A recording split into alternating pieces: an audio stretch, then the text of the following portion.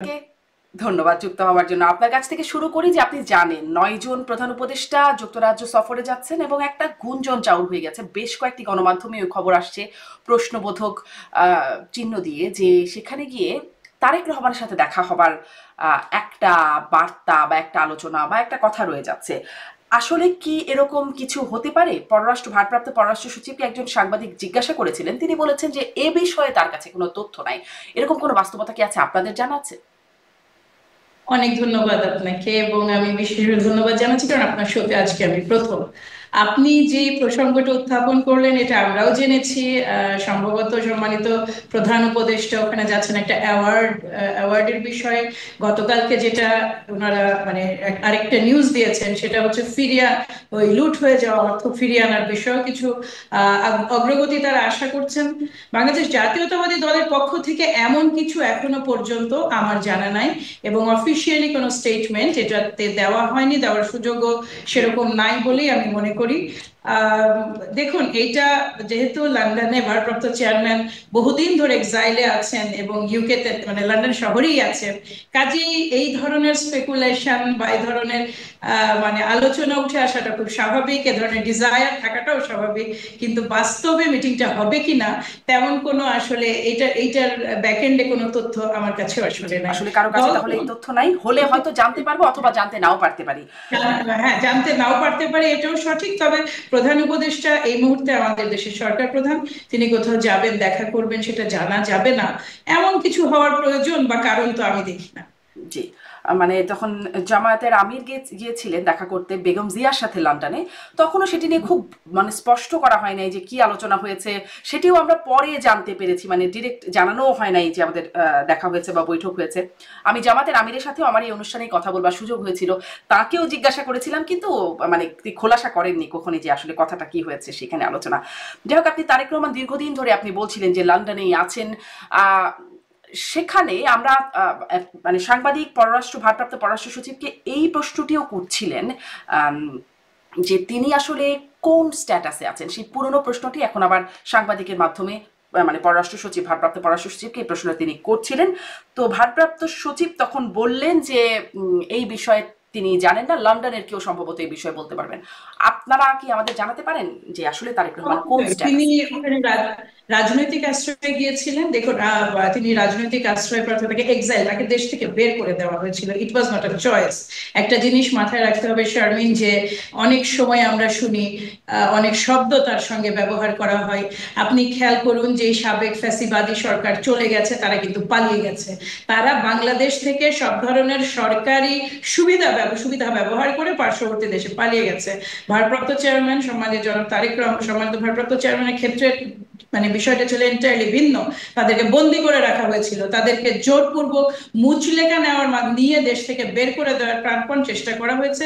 সেই সময় যেটুকু ঘটেছিল তিনি শেষ পর্যন্ত অনার ছিলেন এবং তাই তিনি কোনো মুচলেকায় সই করেননি। কিন্তু তাকে যখন বের করে দেওয়া হয়, এটা ছিল একেবারে যে এক্সাইল বলে একটা শব্দ আছে, কিংবা বিতাড়িত বাংলাদেশ থেকে, সেই তৎকালীন সরকার তাকে বের করে দেয় এবং রাজনৈতিক আশ্রয় তাকে যুক্তরাজ্য সরকার তাকে এই রাজনৈতিক আশ্রয়টা প্রদান করেন। তিনি আজও কিন্তু লন্ডনে সেই যে যুক্তরাজ্য সরকারের দেওয়া সেই 2 রুমের আপনার ওই কি বলে ওই যে রাজনৈতিক আশ্রয় যারা পান তাদের বিশেষ আপনার এক ধরনের অ্যাপার্টমেন্ট আছে। তিনি কিন্তু আজও সেই অ্যাপার্টমেন্টেই আছেন, সেই রাজনৈতিক আশ্রয়ে রাজনৈতিক শরণার্থী হিসেবেই আছেন। তিনি কিন্তু তার কিন্তু কোনো বাংলাদেশ সরকার তার যেহেতু পাসপোর্টটা হল্ট করেছিল, উনি কিন্তু কোনো পাসপোর্ট নেননি। তিনি কিন্তু ওই যে হল্টেড একটা পাসপোর্ট, মানে তার যে জাতীয় পরিচয়, মানে বিদেশে তোরা passport is your only identity, বাংলাদেশের ভেতরে আপনার আইডি হচ্ছে আপনার ভোটার আইডি বা ন্যাশনাল আইডি, এটা তো আর বাইরে কাজ করে না। বাইরে তো your passport is your international ID, owner international আইডিটা হল্ট করা আছে এবং সম্ভবত এটা এখন প্রসেসে আছে কিংবা কাজ চলছে।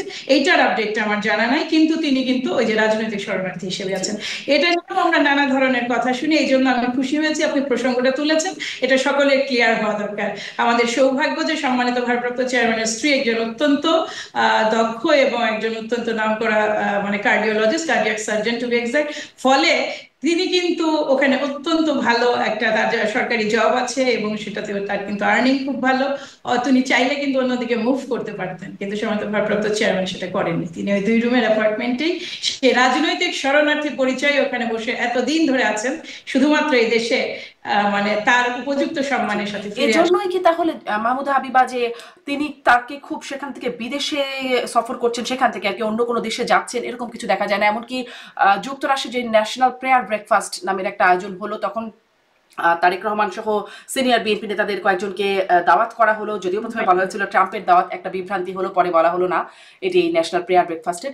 সেখানে তিনি যে গেলেন না, এটি কি আসলে এই কারণে যে তিনি পলিটিক্যাল অ্যাসাইলাম বা রাজনৈতিক আশ্রয়ে আছেন সেখান থেকে, এটি কি জি কোনো কারণ? অবশ্যই, কারণ তিনি কেবলমাত্র আপনি যদি খেয়াল করেন, তিনি শুধুমাত্র মানে পবিত্র হজের জন্য যে কয়েকবার এসেছেন, তার একমাত্র ভিজিট হচ্ছে এই আপনার পিলগ্রিম ভিজিট, হ্যাঁ, হোলি পিলগ্রিম যে হবা মানে পবিত্র হজের যে ভিজিটটা, এটা ছাড়া তিনি আর কোনো দেশে কোথাও কখনো যাননি। আমি বিশ্বাস করি তার প্রথম সফর মানে পাসপোর্ট সহ বাংলাদেশেই হবে, এবং এইটা আমার ব্যক্তিগতভাবে, আমাদের না, সবারই। আপনি বলছিলেন যে পাসপোর্টের স্ট্যাটাসটা কি সেটি এখন আপনি জানেন না, কিন্তু তিনি না, দেশে পাসপোর্ট স্ট্যাটাসটা হল্ড করা হ্যাঁ, ছিল, মানে সাবেক সরকার করেছিল, কিন্তু এই সরকারের আমলে যেহেতু তার মামলাগুলো সবই প্রতিটা দিয়ে তিনি খালাস পেয়েছেন, আর কোনো আইনগত রিজনই নাই যে তার পাসপোর্টটা হল্ড করা বা রিনিউ করা হবে না।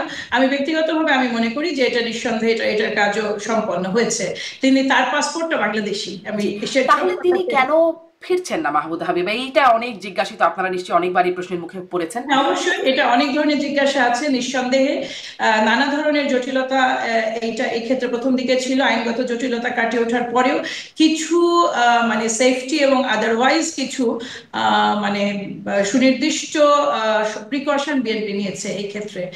আমরা চাইলেই তাকে বা হয়তো এখন তিনি চেষ্টা করলে, এখন বা 1-2 মাসের মধ্যে খুব চেষ্টা করলে হয়তো ঢুকতে, মানে প্রসেসটা ওকে হয়ে গেলে উনি ঢুকতে পারতেন, কিন্তু বাস্তবতা হলো যে বাংলাদেশ জাতীয়তাবাদী দল extremely concern about his safety. এই জিনিসটা আপনি যদি কিছুদিন আগে দেখেন, আসলে সব কথা, রাজনীতির সব খেলা কিংবা রাজনীতির সব পরিকল্পনা কখনোই কিন্তু প্রকাশ্যে আসে না শারমিন। হ্যাঁ, মানে এমন অনেক ঘটনা ঘটে বা এমন অনেক ধরনের সিচুয়েশন ডেভেলপ করে, যেই সিচুয়েশন গুলো আসলে আমার মনে হয় না কখনো আমরা কোনোদিন টক শোতে ডিসকাসও করতে পারবো, বাট ইন রিয়েল সম্মানিত ভারপ্রাপ্ত চেয়ারম্যানের ওভারঅল সেফটি এবং বেস্ট টাইম হিসেবে আমরা যেটা মনে করি, অলরেডি গতকালকে আমির খসরু মাহমুদ চৌধুরী একটা হিসাব দিয়েছেন, ব্যক্তিগতভাবে এখন থেকে 90 দিন বা 100 দিন, এরকম 3 মাস বা 3.5 মাসের মধ্যে আমরা তাকে বাংলাদেশে আশা করছি। মানে 3-3.5 মাসের মধ্যে তার যে নিরাপত্তা সংখ্যার কথা আপনারা বলছেন সেটি চলে যাবে, কেটে যাবে। জি জি, এবং এখানে definitely he has huge security, he had very huge security risk. Bangladesh জাতীয়তাবাদী দল এই মুহূর্তে মানে যেই পজিশনে আছে, তাকে ব্যক্তিগতভাবে কতটুকু সিকিউরিটি, মানে আমি বলতে চাইছি অফিসিয়াল সিকিউরিটি প্রোভাইড করা যাবে, সেটা একটা প্রশ্ন আছে। দ্বিতীয়ত, অন্তর্বর্তীকালীন সরকার নিজেও অনেক ধরনের মানে ইস্যু নিয়ে টালমাটাল অবস্থায় আছেন, কাজেই তাদের কাছ থেকেও তারা অবশ্যই অনেক বিষয়ই আমাদের প্রত্যাশিত মানে আমরা যেগুলো আহ্বান জানিয়েছি সেগুলোতে তারা প্রত্যাশিত সাড়া দিয়েছেন, অনেকগুলোতে তাদের সম্ভব হয়ে ওঠেনি, ফলে আমাদেরও অনেক মানে প্রিকশনের যে মেজার সেগুলো নিতে হয়েছে। কিন্তু এই নিরাপত্তা হুমকিটা কে বা কারা বা কিরকম নিরাপত্তা হুমকি তার জন্য? আগে যখন শেখ হাসিনা সরকার ছিল তখন না হয় স্পষ্ট একটা শত্রুতাপূর্ণ অবস্থা ছিল, এখনো কেন নিরাপত্তা সংখ্যা বা কারা তার আগে জন্য যে নিরাপত্তাহীনতার কারণ?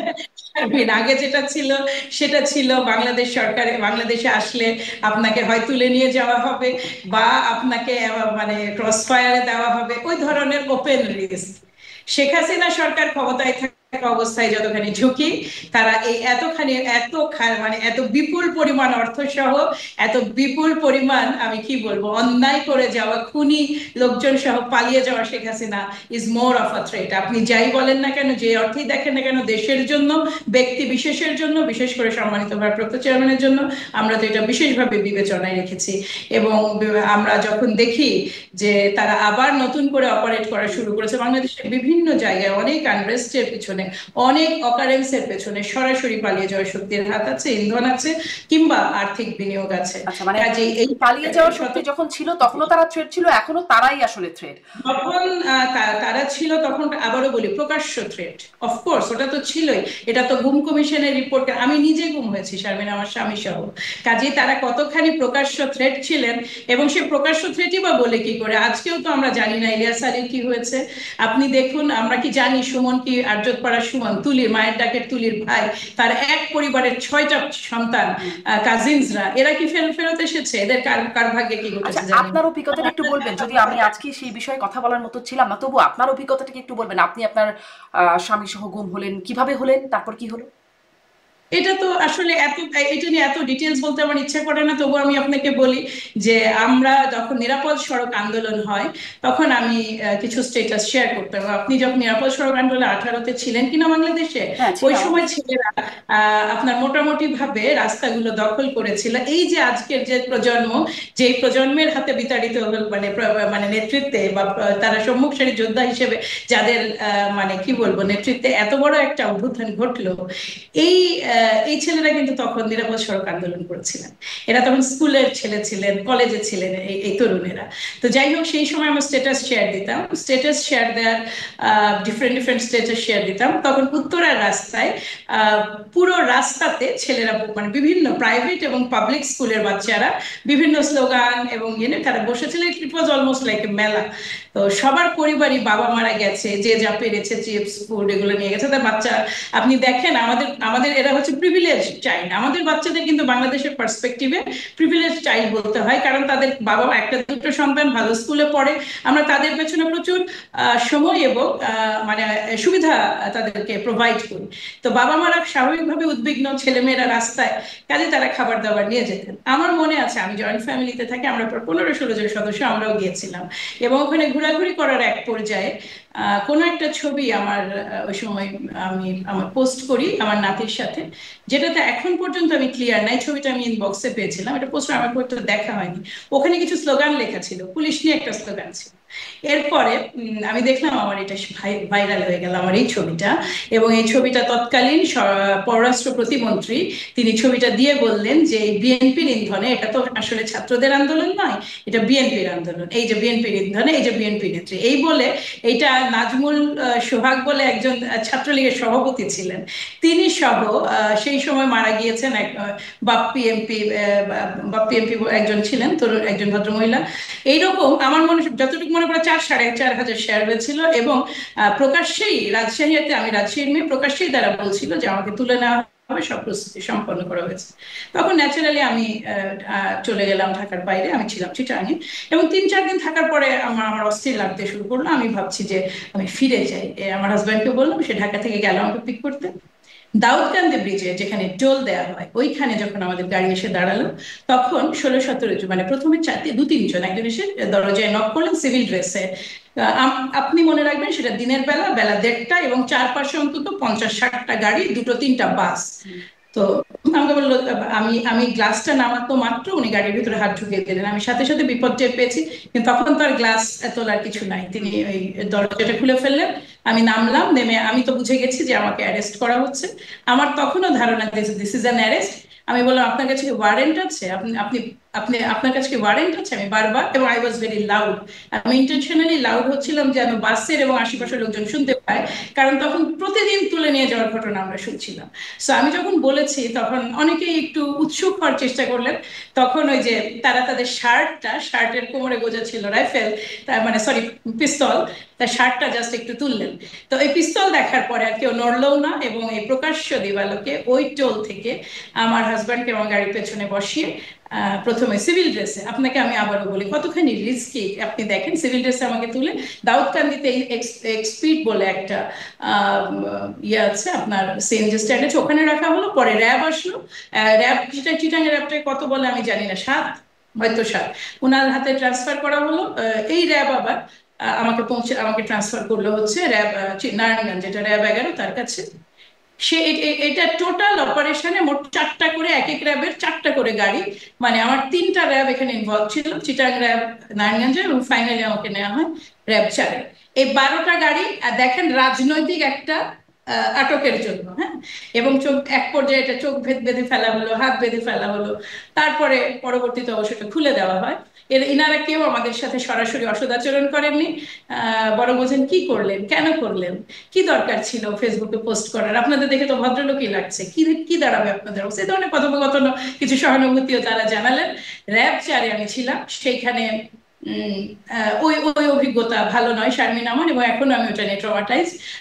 কোনো নির্যাতনের সরাসরি নির্যাতনের শিকার আমি হইনি, কিন্তু যেহেতু আমি পরিবারের সাথে কন্ট্যাক্ট করতে পারিনি কোনোভাবে, কোনো ওয়ারেন্ট ছিল না আমার নামে, so I was very scare. এবং আমি বারবার অনুরোধ করেছিলাম যে আমার হাজব্যান্ড নন পলিটিক্যাল, ওনাকে কাইন্ডলি ছেড়ে দেন, কিন্তু তারা ছাড়েন। এবং আমাকে কত মনে পড়ছে না, কয়েক ঘন্টা পরে, 47-48 ঘন্টা পরে আমাকে রিলিজ করা হয়। সেটাও হচ্ছে ওনারা অসংখ্য কাগজে আমার দস্তখত নিয়েছিলেন, সম্ভবত 25টা 30টা পেপারে আমি দস্তখত করি, এবং আমার আশেপাশের সমস্ত মানুষ যাদের সাথে আমার টেলিফোন কন্ট্যাক্টস হয় তাদের ডিটেলস, তো এগুলো সব মুচলেখা দিয়ে বেরিয়ে আসি। এরপর প্রতি সপ্তাহে হাজিরা দিতে হতো। আমি খুব সৌভাগ্যবানদের একজন, আমি ফিরে আসতে পেরেছি। আমি খুব সৌভাগ্যবানদের একজন যে আমার নামে মামলা হয়নি। তো তারপর কি আপনার সাথে আপনার হাজবেন্ডকে ওই দিনই ছাড়া হলো নাকি আমার আগে? হাজবেন্ড, জি, উনি উনি গাড়ি চালাচ্ছিলেন, উনি ড্রাইভ করছিলেন। এবার আমার হাজবেন্ড, মজার কথা বলি, এই আমাদেরকে যখন তোলা হয় তার ঠিক 28 দিন আগে আমার হাজবেন্ডের প্রথম হার্ট অ্যাটাকটা হয়েছিল। উনি কিন্তু তখনও মানে শারীরিক ভাবে ফুল ফিট মানুষ নন। এবং এই যে অভিজ্ঞতাটা, আপনার এই চোখ বাঁধা, হাত বাঁধা, এই যে আপনার টিন্টেড বড় মাইক্রোতে আপনাকে নিয়ে যাওয়া, এটা একটা মানে একটা অমানবিক অভিজ্ঞতা। এই নিঃসন্দেহে। অভিজ্ঞতা যারা কাজ করেছে এদের পক্ষে আর সুস্থ হয়ে ফেরত আসা আমি ডাউট করি। আমার পক্ষে, যেমন আমি এখনো আমার পাশে, আমার গাড়ির পাশে কোনো টিন্টেড মানে বড় মাইক্রো আসলে, আগে আমি তো থাকতে পারতাম না সাবেক সরকারের সময়, এখন আমি খুব উকি ঝুঁকি মারার চেষ্টা করি যে কোনো বেচারা এই বাংলাদেশে, আপনি চিন্তা করতে পারেন যে আমাকে নিয়ে যাওয়া হচ্ছে আমার পরিচিত রোডগুলো দিয়ে। আবারও বলি, আমরা হচ্ছি ব্লেসড, বাংলাদেশে blessed privilege group of people, আমরা এনলাইটেন্ড পিপল, আমাদের ন্যাশনাল ইন্টারন্যাশনাল কানেকশনস আছে। সেইখানে কি ডাল ভাতের মতো, মানে স্রেফ আপনাকে তুলে যখন নেওয়া হলো, তখন আপনি একটা জিনিস রিয়ালাইজ করবেন শারমিন, যে বাংলাদেশে আপনি আপনি সিম্পলি কেউ না। যদি আপনার কর্তৃপক্ষ মনে করে they want to make you মানে মানে নো ওয়ান, এবং তখন আপনি আইডেন্টিটি লেস একজন মানুষ, কারণ আপনাকে তারা স্বীকার করছে না তো যে আপনাকে নেওয়া হয়েছে। এবং এই অনুভূতিটা কেবল সরকার চাইলেই আপনি নিরাপদ। আমি আবারও বলি, সরকার চাইলেই আপনি এখন কি নিরাপদ। পরিস্থিতি পুরোপুরি পরিবর্তন হয়েছে? আমি এই পরিস্থিতির কোনো চেঞ্জ তখন ফিল করব যখন একটা স্টেবল গভর্নমেন্টকে আমি দেখতে পাবো। আমি তো সেই সেই জনপ্রশাসনকেই দেখছি আমার চারপাশে শারমিন। সেই স্বরাষ্ট্র হয়তো বা স্বরাষ্ট্র মন্ত্রণালয়ে গেছেন, পররাষ্ট্র মন্ত্রণালয়ে, শিল্প মন্ত্রণালয়ের লোকজন এসছেন কৃষিতে। এর বেশি কুশীলবরা কি ছাঁটাই হয়েছেন? তারা কি বাদ পড়েছেন তাদের চাকরি থেকে? তাদেরকে কি পয়েন্ট আউট তারা করার তো মতো ধরেন, তারা তো বিএনপির সময়েও তারা চাকরিতে ছিলেন, সচিব পর্যায়ে যারা গেছেন তারা তো না, আর 15 বছরে না, সচিব হয়ে এখানে যাননি। একটা ডিফারেন্স আছে। বিএনপির সময় এখানে গত 17-18 বছরে খুব অদ্ভুত প্রক্রিয়াতে ফিল্টারিং হয়েছে।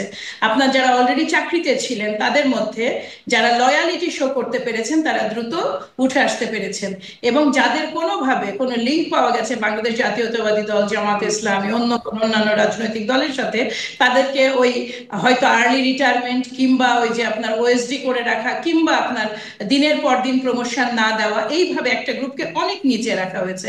এবং একটা গ্রুপকে প্রয়োজনের বাইরে আপনার প্রমোশন দিয়ে তুলে আনা হয়েছে। ফলে আপনি শারমিন যদি চেষ্টা করেন, ডিএনএ টেস্ট যাকে বলে, এই লিটমাস টেস্টটা তারা করতো, এবং আপনি শুধু এই ইন্টারিম সরকার যদি পুরো একটা সেট বাদ দিয়ে ফেলতেন জনপ্রশাসনের, তাহলে যে সেকেন্ড সেট উঠে আসতো সেটাও কিন্তু মানে কারণ সাবেক সরকার ওয়াজ এক্সট্রিমলি, মানে এই যে ফ্যাসিস্ট সরকার ছিল, এটা এক্সট্রিমলি কনফিডেন্ট ছিল যে আগামী দিনগুলো তাদের হবে আরো বহু বছর। ফলে প্রশাসন বলুন, পুলিশ বলুন, আর যেদিকেই তাকান আর্মি বলুন, উনারা কিন্তু জানতেন যে এতদিন পরে ওকে আনবো, এর মধ্যে যদি মানে গড়বড় না করে, আর এতদিন পরে অমুকে ওই জায়গায় সচিব হবে। এই যে নীল নকশা, এটা ভাঙার একটা মাত্র অ্যাটলিস্ট একটা লেয়ার আপনি যখন ছেঁটে ফেলবেন, তখন আপনাদের কি তেমন পরিকল্পনা, ধরুন আপনারা সামনে ক্ষমতায় যাবেন বলেই ধরে নেওয়া হচ্ছে, যদি তাই হয় আপনাদের কি তেমন পরিকল্পনা যে সেই লেয়ারটা ছেটে ফেলবেন? না, আমাদের জন্য হয়েছে কি, একটা রাজনৈতিক সরকারের জন্য এটা অত্যন্ত কঠিন কাজ। এই জিনিসটা খুব খুব এক্সট্রিম একটা মানে উইন্ডো চলে গেছে। ইভেন এখন ইন্টারিমের জন্য এটা খুব কঠিন কাজ। একটা সময় ছিল যখন কেবল তারা শপথ গ্রহণ করেছিলেন, 5ই আগস্টের পরে 3 দিন সরকার ছিল না, 8ই আগস্টে তারা যখন শপথ গ্রহণ করলেন তখন থেকে অন্তত 3টা মাস তারা কিন্তু যে কোনো ধরনের সংস্কার, বিশেষ করে প্রয়োজনীয় সংস্কার, মানে দাগী ব্যক্তিদের অ্যারেস্ট, দাগী ব্যক্তিদের সাথে সংশ্লিষ্ট জনপ্রশাসন বলুন, পুলিশ বলুন, আর্মি বলুন, সেখান থেকে সহজ ছিল। এখন যেটা হয়ে গেছে, বাংলাদেশ খুব ছোট দেশ, হয় আপনার খালু বেরোবে, নয় আমার চাচা বেরোবে, নয় অমুকের শ্বশুর বেরোবে, নয় তমুকের খালাতো ভাই বেরোবে। আলটিমেটলি এই ধরনের নেটওয়ার্কিংটা বাই দিস টাইম ইন্টারিমের সঙ্গে হয়ে গেছে। এর বাইরেও কিছু বেনিফিট দেওয়ারও মানে কিছু দেয়া নেওয়ার তো ব্যাপার আছে এখানে। আপনি একজন দক্ষ একজন সচিব বলুন, উপসচিব বলুন, তিনি কি জানেন না যে কিভাবে তার চেয়ারটা রক্ষা করার জন্য যুদ্ধ করতে হবে? তিনি তো জানেন যে তিনি কি কি অফার করতে পারেন, এবং এই অফারটা কোনো রাজনৈতিক দলের জন্য প্রয়োজন না হলেও এই ইন্টারিম সরকারের হয়তো প্রয়োজন আছে, সেই কারণেই হয়তো আমরা এতটা ম্যাসিভ ছাঁটাই দেখতে পাইনি। এটাও তো হতে পারে। যে এখন দেখতে পারলে, মানে আমার প্রশ্ন ছিল আপনারা করবেন কিনা, আপনাদের জন্য কঠিন হবে? আমাদের একটা রাজনৈতিক সরকারের জন্য এটা অত্যন্ত কঠিন কাজ, আমি আবারও আপনাকে বলি। মানে তাহলে আপনারা এই প্রশাসন নিয়ে চলবেন? এটা যেহেতু সংস্কার আমাদের একটা প্রথম, এবং মানে আমাদের 31 দফার যে সংস্কার, সেখানে তো জনপ্রশাসনকে এমনি আমাদের যোগ্যতার ভিত্তিতে এবং কাজের ভিত্তিতে, আপনি জানেন। মানে এখন কি আবার সেই এখন বিএনপির প্রতি যারা লয়াল তাদেরকে দিয়ে প্রশাসন সাজাবেন? কারণ ইতোমধ্যেই সাবেক তথ্য উপদেষ্টা নাহিদ তিনি এই অভিযোগটা করেছিলেন, আসিফ মাহমুদ বর্তমান উপদেষ্টা, তারা উপদেষ্টা থাকাকালীনই এই অভিযোগ করেছেন যে, এবং উপদেষ্টা থেকে সরে যাওয়ার পরেও নাহিদ এই অভিযোগ করেছেন যে প্রশাসনের উঁচু থেকে নিচু পর্যায়ে বিএনপির লোক। অবশ্যই এখন উনার অভিযোগ, উনি দল করেন, তিনি তার সমমনা। বেসিক্যালি আমাদের ট্রাবল হয়ে গেছে কি জানেন, যে আমরা মিডফিল্ডে রাজনীতি করছি। বিএনপির অবস্থানটা, বিএনপি বামও নয় ডানও নয়, বিএনপি পলিটিক্স করে জাস্ট মিডফিল্ডে। জামাতের মতো এক্সট্রিম ডাম আমরা নই। কিন্তু যখন এনসিপি তার রাজনৈতিক যাত্রা শুরু করে, ওরাও কিন্তু এই মিডফিল্ডটাকে বেছে নেয়। ফলে এই মিডফিল্ডে ওরা যত যেই সাইজেই হোক না কেন, তাদের প্রথম এবং প্রধান এবং একমাত্র প্রতিপক্ষ হচ্ছে রাজনৈতিকভাবে এই মুহূর্তে বিএনপি। তারা যে অভিযোগ করছেন সেটার কোনো ধরনের কোনো ভিত্তি নাই, কোনো অর্থেই। এমন আপনাকে আমি বলি, নর্মাল কোনো রিকোয়েস্ট, সবকিছুই বাদ দেন, একটা যোগ্য ব্যক্তির জন্য কোনো যদি রেগুলার রিকোয়েস্টও হয়, সেটা মানে বিএনপির ওটার কোনো রেসপন্স পাওয়ার এই জন্য সুযোগ নাই যে বাংলাদেশের প্রতিটা মন্ত্রণালয় এবং প্রতিটা জায়গাতে প্রথমেই যখন এই সরকার গঠিত হয়, তখন পিএস এপিএস তাদেরকে নিয়োগ দেওয়া হয়েছিল আপনার ছাত্রদের রেকমেন্ডেশনে, এবং পরবর্তীতেও তাদের প্রতিটা মন্ত্রণালয়, আপনারা জানেন তো যে ডিফারেন্ট সেক্টর, ভিন্ন ভিন্ন ছাত্ররা বা ভিন্ন ভিন্ন সমন্বয়করা আলাদাভাবে অ্যাসাইন ডিফারেন্ট মন্ত্রণালয়ের জন্য। কখনো যদি মন্ত্রীপাড়ায় যাওয়ার সুযোগ হয়, বাংলাদেশে কেউ আপনার থেকে থাকে, তাদেরকে একটু ঘুরে আসতে বলবেন। মোট একদিনে কতজনের ছবি পাওয়া যাবে, আপনি নিজেই বিস্মিত হবেন। তা হয়তো, কিন্তু সাথে সাথে আমরা প্রতিদিনই এরকম খবর আসে যে বিভিন্ন টেন্ডারবাজির সাথে বিএনপি রয়ে যাচ্ছে, বিভিন্ন জায়গায় মামলা দিতে হবে, নিতে হবে, সেই বিষয়গুলো ডমিনেট করছে বিএনপি। এই বিষয়গুলো তো আপনাদের নামেও এই অভিযোগ আছে। রাজনৈতিক দল অভিযোগ তো থাকবে, অভিযোগের বাইরে যাওয়ার তো আমাদের সুযোগ নাই। বহু জায়গায় মানুষ কিন্তু, মাহমুদা হাবিবা, মানুষ কিন্তু মনেই করে যে আপনাদেরকে বললে, এমনকি আমিও এমন অনুরোধ পেয়েছি যে আপনার সাথে তো বিএনপির অনেক মানুষের কথা হয়, আমার এটার একটু বদলির ব্যবস্থা একটু করে দেওয়ার জন্য বলেন না। আমি নিজেও শারীন দু এক জায়গায় চেষ্টা করেছি, অনেকেই আমাকে বলেছ আপনি আপা একটু কি বলে দেবেন। আমি আমার সিনিয়রের সাথে কথা বলে দেখেছি, কিন্তু মুশকিল হচ্ছে যে আমাদের জন্য 2-3টা পয়েন্টের জন্য এটা খুব টাফ। দেখুন, আমি এবার একটা কথা বলি, যখন এই কথাগুলো বলেন তখন আমি আরেকটু আগে থেকে স্মরণ করিয়ে দিই। এই সরকার পতন হলে 10 লাখ মানুষ মারা যাবে, 5 লাখ মানুষ মারা যাবে, 7 লাখ মানুষ মারা যাবে, এই ধরনের স্পেকুলেশন আমরা তো শুনেছিলাম আওয়ামী লীগের পক্ষ থেকে। আপনি কি দৃশ্যমান বা চোখে পড়ার মতো এই ধরনের মানে 2-4টা, বিএনপি একটা বৃহৎ দল, অলমোস্ট আমাদের কর্মী এবং আমাদের সমর্থক মিলে একবারে কোর, আমাদের মানে একবারে ডাটাবেজেই 1.5 থেকে 2 কোটি লোক আছে। এর বাইরে তো আমরা বিএনপি, মানে তার কোনো পদ নাই, কিছু না। আমরা তো আজীবন বিএনপি করি, আমার বাবা বিএনপি, আমার ভাই বিএনপি। 90 সময়ে এমন মানুষের তো অভাব নাই। সব মিলিয়ে 6.5 কোটি লোককে একটা শৃঙ্খলার মধ্যে রাখা ইজ নট ইজি। কিন্তু বিএনপি আমরা কিন্তু প্রথম থেকে প্রতিটা অভিযোগ মানে বিশেষভাবে খতিয়ে দেখেছি। দেখুন, আমি গত রাতে ওই টকশোতে শুরুতে বলেছিলাম, 4300 বা অলমোস্ট 4400 লোকের বিরুদ্ধে এখনো প্রতিনিয়ত ব্যবস্থা নেওয়া হচ্ছে।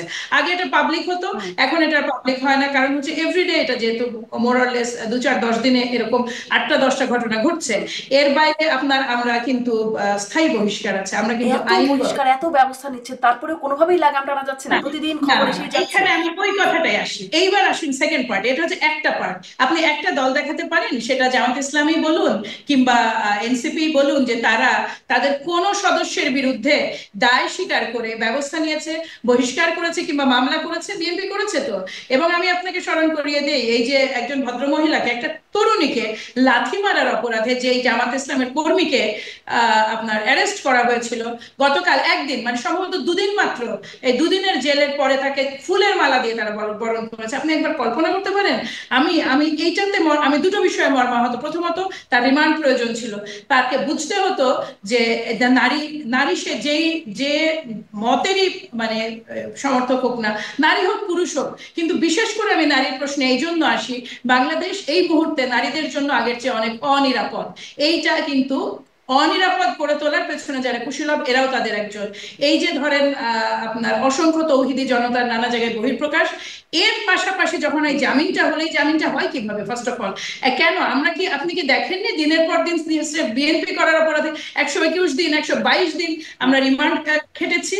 এবং শারীরিক নির্যাতনের কথা আমি বাদই দিলাম, কিন্তু এইটার কি একটা সুযোগ ছিল না সরকারের কাছে, শিক্ষা বিচার ব্যবস্থার কাছে, বা বিচারিক কার্যক্রম যারা পরিচালনা করেন তারা কি এটার একটা ব্যবস্থা নিতে পারতেন না? আমার সে এই কিন্তু প্রশ্নটা খুব জাগে যে আসলে কি মানে এই সিদ্ধান্তটা বিচার বিভাগের হাতেই, আসলে যে তার জামিন কার হবে আর কার হবে না, এটা কি বিচার বিভাগের হাতে সিদ্ধান্ত? বলে আমরা আশা করতে চাই, এই জন্য যে বিচার বিভাগ 2-4টা বিষয়ে আমরা তো দেখলাম যে মোটামুটি ভাবে, দেখুন তারা ফেয়ার ওয়েতে এই রায়টা দিতে পারেন কিনা সেটা এক প্রশ্ন। তারা হয়তো দিয়েছেন, কারণ আইনের রায় নিয়ে আমার এখানে কথা বলার সুযোগ নেই, কন্টেম্প অফ কোর্ট হবে। কিন্তু আমার প্রশ্নটা হচ্ছে যে এই যে ফুলের মালা দিয়ে আপনি এত বড় দুর্বৃত্ত কিভাবে বরণ করলেন? মানে ও ফুলের মালা, মানে যে মানুষটি একটা নারী, আপনি তো ছবিটা ওদের ভিডিওটা দেখেছেন, তাকে পেছন থেকে লাথি মারা হয়েছে। প্রথমত কাপুরুষ, দ্বিতীয় মানে আর তার আচরণটা অত্যন্ত নিন্দন, মানে অত্যন্ত কি, আমার ঘৃণা নিঃসন্দেহে, জানানোর কথা। নিঃসন্দেহে। এবং এই জায়গাটায় যখন ফুলের মালা দিয়ে বরণ করে দলকে এটার দায় বহন করতে হয়, এই দায়টা কখনো অন্য কোনো দল বহন করেনি। আপনি খেয়াল করে দেখেন, আপনি সমন্বয়কদের একটা চিঠি আমরা দেখলাম ফেসবুকে পাবলিক হয়েছে, যে বিভিন্ন উপজেলায় তারা ইউএনওকে চিঠি দিয়েছে যে কোরবানি ঈদ উপলক্ষে যারা দুর্গত বা এদের আর্থিক ফান্ডিং এর জন্য, পরিচয় কি, পরিচয় সমন্বয়। এই যে ওপেন এই বিষয়গুলো, আপনি কিন্তু এগুলো নিয়ে নিউজটা কম দেখবেন। এইবার আমি আরেকটা বিষয় বলতে চাইছিলাম বিএনপির নানা বিষয় নিয়ে। এই জায়গাটা হচ্ছে গণমাধ্যমের এক ধরনের আচরণ, মানে বিশেষ এক ধরনের আচরণের আমরা শিকার, কিংবা আপনি বলতে পারেন পক্ষপাতিত্বের শিকার। এমন বহু ঘটনা আমি নিজে, গণমাধ্যম কেন করছে? গণমাধ্যমের শীর্ষ ব্যক্তিত্বে তো এখনো বিএনপির লোকেরা চলে এসেছে, বা অন্তত বিএনপি মতাবলম্বী বলেই। শীর্ষ ব্যক্তিত্ব, ওই যে আবারও ফিরে আসি জনপ্রশাসনের কথায়, আপনি সামনের মানুষদেরকে পেছনে নিলেন আর পেছনের মানুষগুলোকে সামনে আনলেন, তার মানে কি পেছনের লোকগুলোকে আপনি অকার্যকর করেছেন? তার আগে আপনি গতকাল একটা সম্পূর্ণ ভিত্তিহীন নিউজকে বেস করে যে মানে অকার্যকর তো হয়েইছে গণমাধ্যমের, মানে না, আমি মনে করি না শীর্ষ পর্যায়ের বেশিরভাগ গণমাধ্যমের মানুষই নাই আর। না না, আমি গণমাধ্যমকে দোষারোপ করছি না। আমি বলতে চাইছি যে একটা সিস্টেম মানুষকে নষ্ট করে, একটা সিস্টেম প্রতিষ্ঠানকে নষ্ট করে, একটা সিস্টেম বা মানুষের বিহেভিয়ারাল চেঞ্জ নিয়ে আসে। গণমাধ্যমের যে কাহিনী বানানোর বিহেভিয়ারাল যে প্র্যাকটিস, ওটা থেকে বেরিয়ে আসতে বহু সময় লাগবে। আপনার এই কাহিনী বানানোর প্র্যাকটিস প্রসঙ্গে একটা কথা বলি। ফেনী কিংবা ওই জায়গায় আমার এখন মনে পড়ছে না এক্সাক্ট কোন ইয়েতে, গণধর্ষণের একটা খবর আসলো যে বিএনপি নেতা এটা করেছে। আমরা যখন এটা খোঁজ নিতে শুরু করলাম, সে কোনো পদ তো, মানে তার তো কোনো পদ নাই, সে কিছুদিন আগ পর্যন্ত সমর্থক হিসেবেও চিহ্নিত ছিল না। যখনই কেউ কোথাও আটকে যায়, সে প্রথমেই দাবি করে আমি বিএনপির লোক। সে আশা করে যে এটাতে হয়তো সে বেনিফিট পাবে, কিংবা ক্ষেত্র বিশেষে এমনও হয় যে আপনার হেডলাইনে আছে বিএনপি, আপনি যখন পুরো নিউজটা পড়বেন সেখানে কোনো বিএনপি শব্দটা নাই। আমরা এটা মেনে নিয়েছি, আমরা সর্বোচ্চ যতগুলো আমরা চোখে পড়ে আমরা তাদেরকে প্রতিবাদ জানাই। ওনারাও হয়তো সেগুলোর মানে মানে এগুলো কারেক্ট করে পত্রপত্রিকায় দেন, কিন্তু অপসংবাদগুলো যত দ্রুত ছড়ায়, তাদের এই মানে কি বলে, তাদের যে এটা মানে এটা নতুন করে তারা আবার বা এডিট করে বা আবার জানান যে এটা সঠিক তথ্য নয়, তো সেটা তো সেভাবে ছড়ায় না। আজকে আমার একজন এনসিপি নেতার সাথে কথা হচ্ছিল, তিনি বলছিলেন গণমাধ্যম এনসিপির প্রতি বিমাতা সুর আচরণ করে। গণমাধ্যম যে কার প্রতি ভালো আচরণ করছে সেটি আসলে। এনসিপির প্রতি বিমাতা সুলভ আচরণ নয়, আমি মনে করি প্রতিটা রাজনৈতিক দলেরই খুব স্ট্রং স্ক্রুটিনির আওতায় আসা উচিত। হুম। আমি মিথ্যা সংবাদের পক্ষে নই, কিন্তু আমি একেবারে ক্লিন চিট দেওয়ার পক্ষেও নই। আপনি যদি আমাকে সারাক্ষণ নজরদারি না করেন, আমার ভীতির পয়েন্টটা কোথায়? আমি তো বেপরোয়া খুব স্বাভাবিকভাবেই হয়ে উঠবো। গণমাধ্যমকে কেন আধুনিক বিশ্বে ডেমোক্রেসির একটা স্তম্ভ বলা হয়, কিংবা ইন্টেলেকচুয়ালদের, কারণ হচ্ছে তারা সেই রোলটা প্লে করে যেটা চেক অ্যান্ড ব্যালেন্সকে অনেক বেশি মানে অনেক বেশি স্ট্রং করে। আর সেইখানে গণমাধ্যমের এই রোলটা আমরা যখন আশা করি বাংলাদেশে, তখন হতাশ হতে হয়। তো কারণ অনেক বিষয় এনসিপি যেটা বলছে, এনসিপির বলুন নতুন রাজনৈতিক দল তো এখন হচ্ছে আমরা পাতলা, যে কোনো সমালোচনায় গায়ে লেগে যায়। তারাও ওভার দ্য টাইম শিখে যাবে যে একটা সময় ছিল আপনি যা খুশি করতে পারতেন, আপনি লেট নাইটে যে কারোর সাথে খুশি বসতে পারতেন। ওই সুবর্ণ যুগ, রাজনীতির ওই স্বর্ণ যুগ আমরা আর কখনোই পাবো না। এখন আপনি প্রতি মুহূর্তে হয় সিসিটিভির আওতায়, নয় কারো না কারো ফোনের ক্যামেরার আওতায়। এই ভয়টা প্রতিটা রাজনীতিবিদকে করতে হবে। এইটা যদি ভয়টা থাকে না শারমিন, অনেক কিছু বেটার হবে যদি গণমাধ্যম তার আসলে দায়িত্বে খুব বেশি ভয় থাকে, ভয় খুব বেশি থাকে বলে মনে হয় না। যাই হোক, এই বিষয়টা থেকে একটু আরেকটা জায়গায় আসি যে আমরা শুনছিলাম বেগম জিয়া দেশে ফিরলে, তিনি লন্ডনে চিকিৎসারত ছিলেন, দেশে ফিরলে খুব ভাইব্রেন্ট হয়ে উঠবে বিএনপি রাজনীতি। হলো কি, মানে বিশেষ কোন ইম্প্যাক্ট পড়েছে তিনি দেশে ফেরায়? প্রথমত মানে আমাদের সম্মানিত দেশনেত্রী বেগম খালেদা জিয়া দেশে ফিরেছেন এবং একটা চিকিৎসা নিয়ে আগের চেয়ে অনেক বেটার হয়ে, এই এই সংবাদটা তো ইটসেলফ বিএনপির জন্য অনেক অনেক বেশি উদ্দীপক একটা সংবাদ। ভাইব্রান্ট বলতে আপনি যদি মেইন করে থাকেন সাংগঠনিক কার্যক্রমে ভাইব্রান্ট হয়ে উঠবে, ভাইব্রান্ট কার্যক্রম তো আমরা করেই যাচ্ছি। সম্মানিত ভারপ্রাপ্ত চেয়ারম্যান যখন থেকে মানে একেবারে আমি বলবো যে দেশের বাইরে আছেন, তারপরে কিছুদিন হয়তো উনি সময় নিয়েছেন, 1 বা 2 বছর, তারপর থেকে উনি সাংগঠনিক মানে কাজগুলোতে মোটামুটি ভাবে মানে তার দায়িত্ব নেওয়া শুরু করেন। তখনও পর্যন্ত আমাদের সম্মানিত দেশনেত্রী ফাংশন করতেন এবং physically and otherwise it was easy for her. কিন্তু পরবর্তীতে বাংলাদেশে অবস্থান করে রাজনীতিটাকে পরিচালনা করা অত্যন্ত টাফ হয়ে গেল তার জন্য।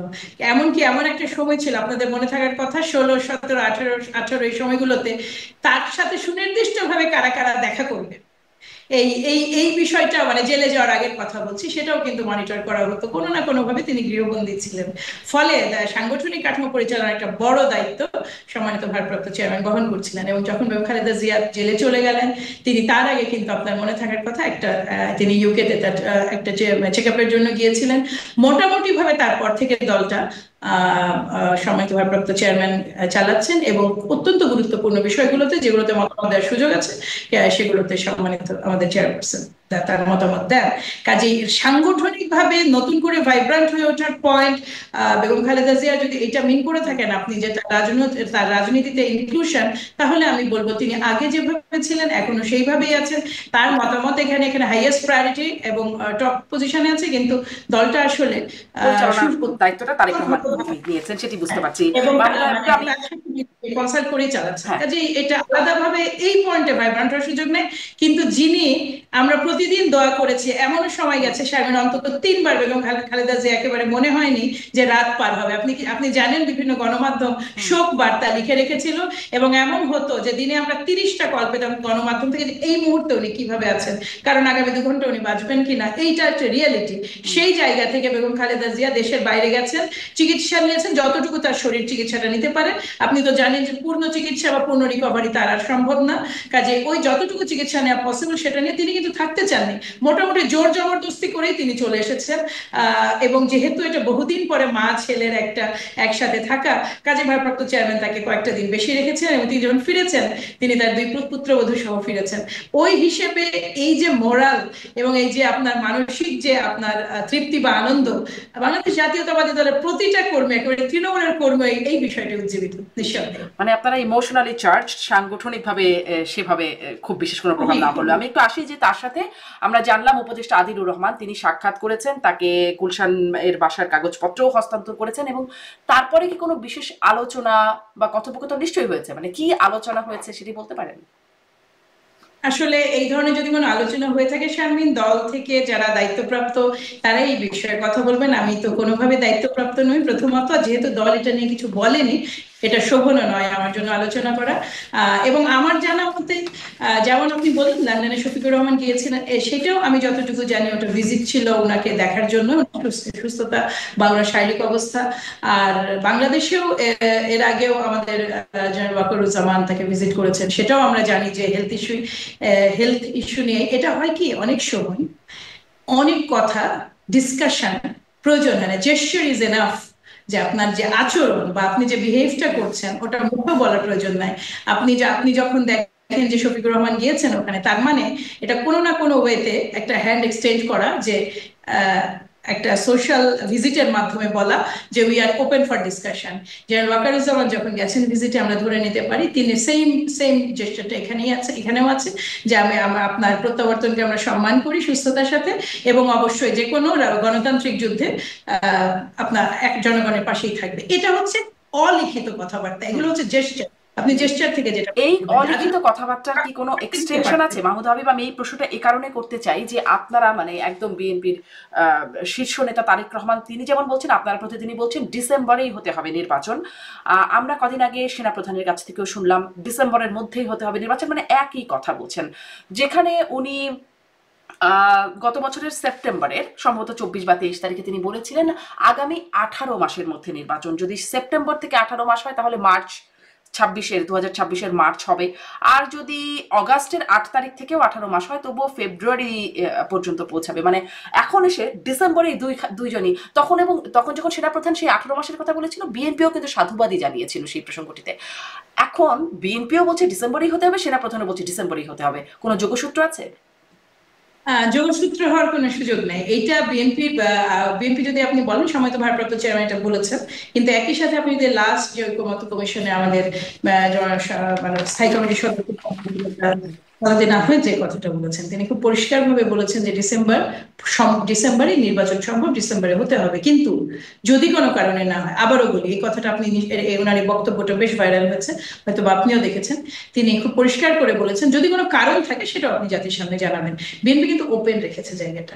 দেখুন, এই বিষয়টা হচ্ছে নির্বাচনের বিষয়ে তখনই বিএনপি তার চাপটা প্রয়োগ করার চেষ্টা করে, কিংবা তার প্রেশার পয়েন্ট হিসেবে বিএনপি তো প্রথম থেকে নির্বাচন নিয়ে কথা বলছে, সব সময় বলে এসেছে, সাবেক সরকারের সময়। এই ক্ষেত্রে প্রেশার পয়েন্ট হওয়ার কারণটা হচ্ছে আস্থা এবং সংকটের জায়গা তৈরি হয়ে যায় মাঝে মাঝে রাজনৈতিক কারণে। আমাদের পয়েন্ট হচ্ছে সেইটা, আমরা কিন্তু প্রথম থেকেই বিএনপি এই দোষে দুষ্ট। আপনি এনসিপি বলেন, আপনি যার দিকেই তাকান বিএনপি দেখবেন একটা কথা বলছে, বিএনপি নির্বাচনের জন্য পাগল হয়ে গেছে। দেশের মানুষের আজ না হোক কাল এটা প্রত্যেকেই এটা রিয়েলাইজ করবে যে যেই বিষয়টা বিএনপি বারবার জোর দিচ্ছে, আপনি যত খুশি সংস্কার করেন, যত খুশি ভিন্ন ধরনের কাজ করেন, আপনি যত ভালো কাজ করেন, আপনার উঠে আসার রাস্তাটা যখন জনগণের একেবারে সরাসরি ভোটে নয়, ডেমোক্রেসির প্রধান শর্ত যেটা, তখন অলওয়েজ আপনি এক্সট্রিমলি ভালনারেবল।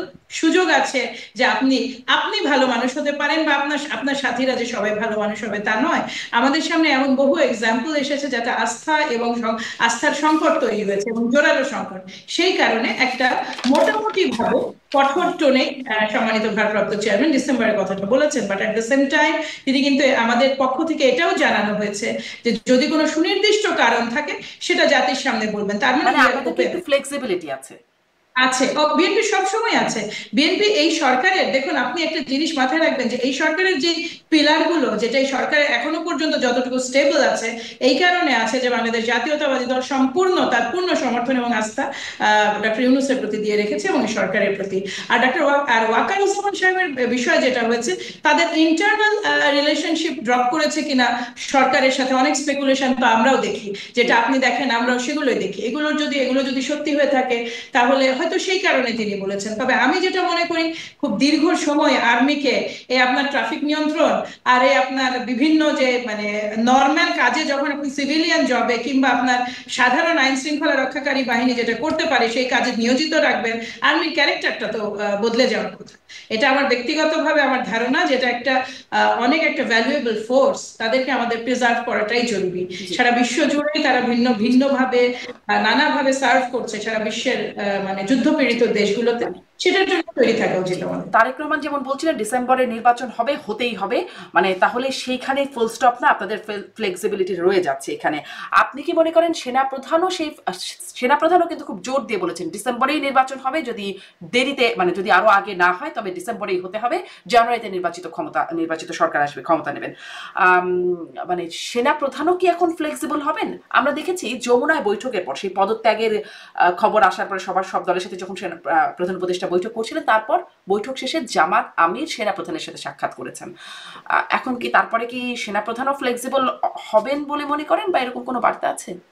আসলে আসলে আমার এটা বিষয়ে ধারণা কম, এটা সবচেয়ে ভালো তারাই বলতে পারবেন। তবে আপনাকে আমি বলি, জুলাইয়ের যে স্পিরিট বা যেই ফিলিং এর উপরে বেস করে এই সরকারকে ক্ষমতায় আনা হয়েছে সোজা বাংলায়, তাতে প্রতিটা স্টেক হোল্ডার, তারা এই সরকারের প্রতি তাদের মমত্ববোধ কিন্তু অত্যন্ত তীব্র। এটা বুঝতে ভুল করার কোনো কারণ নেই। তাদের মধ্যে ক্ষোভ আছে, কষ্ট আছে।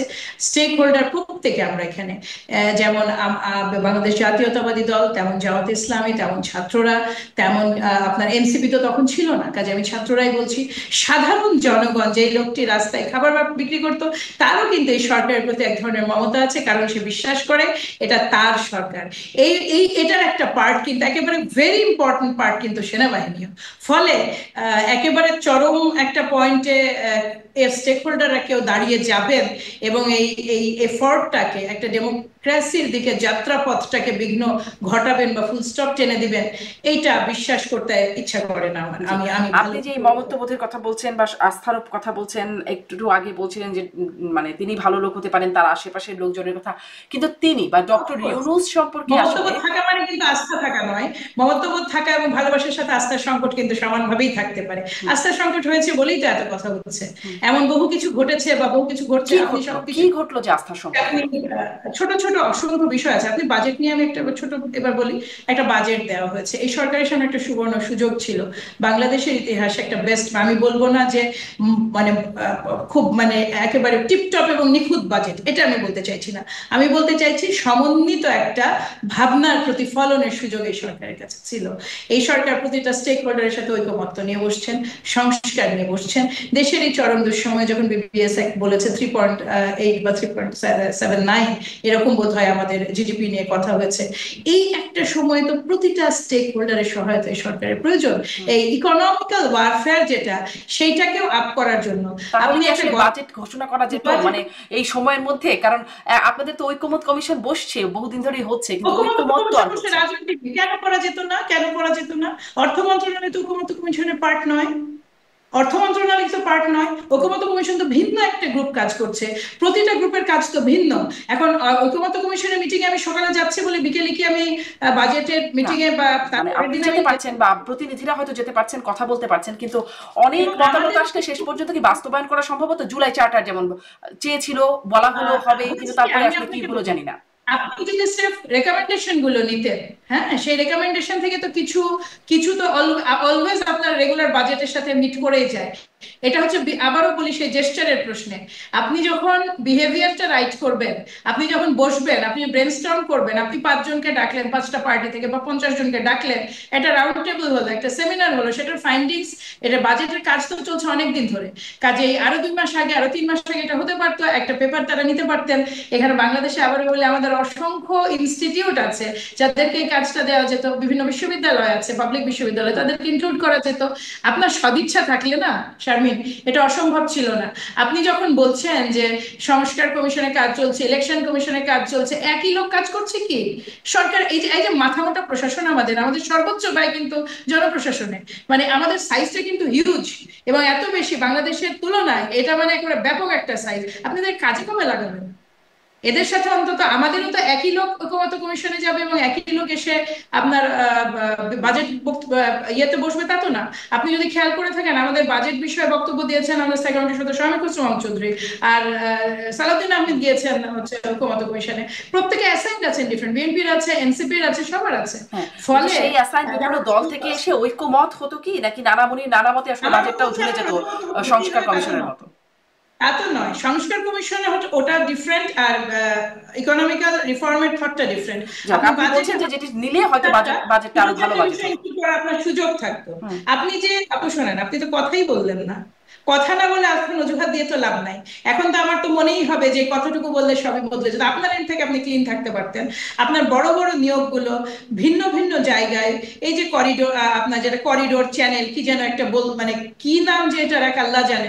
গতকালকে গোয়েন লুইস বললেন যে আপনি যদি ডয়চে ভেলের একটা কার্ড দেখেন, ওখানে তিনি বলছেন যে আমরা এটাতে ইনভলভ নই। আমি কার্ডটা সঠিক কিনা, বাংলাদেশে আবার এত ধরনের কার্ড প্রচলিত, কাজে এইটা আসলে কতটুকু দায়িত্ব নিয়ে বলা যায় কার্ডের নিউজের উপরে। জাস্ট আমি যেটা পড়লাম সেটা হচ্ছে যে বাংলাদেশ সরকার এটা নিয়ে কাজ করছে, এটা হচ্ছে এটা কার্ডের কথা, এবং এটার সাথে জাতিসংঘ ইনক্লুডেড না, যখন প্রয়োজন হবে ইনক্লুড হবে। এটা অদ্ভুত একটা কথা। আমাদের পররাষ্ট্র উপদেষ্টা বললেন যে জাতিসংঘের প্রস্তাবে নীতিগতভাবে শর্ত সাপেক্ষে রাজি হয়েছে। আমাদের প্রেস উপদেষ্টা, প্রেস সচিব বললেন যে এমন কোনো কথাই হয়নি। আপনি অলওয়েজ একটা মানে আপনাকে ধোঁয়ার মধ্যে কেন রাখা? কি এই সরকারের তো লুকানোর কিছু নাই, এই সরকারের তো কোনো হিডেন এজেন্ডা নাই বলেই আমরা বিশ্বাস করি। তাহলে কিছু কিছু প্রশ্ন যেগুলো জনমুখে তাহলে এখন কি এবং মনে হচ্ছে হিডেন এজেন্ডা আছে? সেগুলো ক্লিন করা উচিত, মনে ক্লিয়ার হচ্ছে করা যে উচিত। হিডেন এজেন্ডা আছে? ওটা নিয়ে আমি কোনো আমি মনে করছি, আমি সেইটাই জানতে চাইছি যে সরকারের কোন আচরণটাতে আসলে যেই আচরণগুলো আপনার মধ্যে সংশয় তৈরি করে, সেটা নিয়ে গুজব ডালপালা মানে। আপনি যদি ফেসবুক স্ক্রল করেন, ইউটিউবে যান, ভরে গেছে এই ধরনের কন্টেন্ট, এই হিডেন এজেন্ডা হেন তেন। আমরা তো এই সরকারকে এই ধরনের অভিযুক্ত হতে দেখতে চাই না। আমরা তো এই সরকারকে যে সাবেক মানে যে দানবীয় সরকার ছিল তাদের মতো একেবারে ওয়ান ফাইন মর্নিং প্রশ্নবিদ্ধ লোকজনকে অ্যাপয়েন্টমেন্ট দেখতে চাই না। তো আমরা তো এই বিষয়গুলো থেকে সুস্পষ্ট ব্যাখ্যা তাদের কাছ থেকে আশা করি। কিন্তু সেই ব্যাখ্যাটা যেহেতু কিন্তু পাচ্ছি না, তার এটার মানে অনুপস্থিতি। হিডেন এজেন্ডা আছে কিনা, থাকলে কি, সেই প্রশ্নটা একটা সেখানে একটা প্রশ্নবোধক চিহ্ন রয়ে যাচ্ছে। আপনি জিজ্ঞাসা করছিলাম যে এই সরকার প্রধানের প্রতি আপনাদের দৃষ্টিভঙ্গি, আপনি বলছেন মমত্ববোধ ভালোবাসা থাকলেই আস্থা থাকবে, নট নেসেসারিলি। তো আমরা যেমন কিছু বক্তব্য, যখন তিনি পদত্যাগের কথা বললেন, তখন সালাউদ্দিন আহমেদ বলছিলেন বিকল্প খুঁজে নেবে জনগণ। পরে অবশ্য তিনি বলেছেন যে তারা ডক্টর ইউনূসের পদত্যাগ চান না, কিন্তু যদি করেনি তাহলে বিকল্প জনগণ খুঁজে নেবে। আমরা আপনাদের স্থায়ী কমিটির আরেকজন সদস্য গয়েশ্বরচন্দ্র রায়, তিনি বললেন ডক্টর ইউনূস দেহত্যাগ করতে পারেন কিন্তু পদত্যাগ করবেন না। আমরা কদিন আগে বরকতুল্লাহ বুলু, বিএনপির একজন প্রমিনেন্ট নেতা, তিনি বললেন যে তিনি একটা কথা বললেন যে 1970 সালে অর্থোডক্স চার্চে গিয়ে খ্রিস্টান হয়ে মনিকার মাকে বিয়ে করেছেন ডক্টর ইউনূস, এর থেকে মুসলমান কবে হয়েছেন, ফেরত এসেছেন? 18 কোটি মানুষের দেশে উনি সরকার প্রধান, জামাতের আমির, আল্লাহর ওলি, উনি ইউনূস সাহেবকে জিজ্ঞাসা করেন, মানে এরকম কথা বলছেন। আসলে কি ধারণা পোষণ করছে বিএনপি?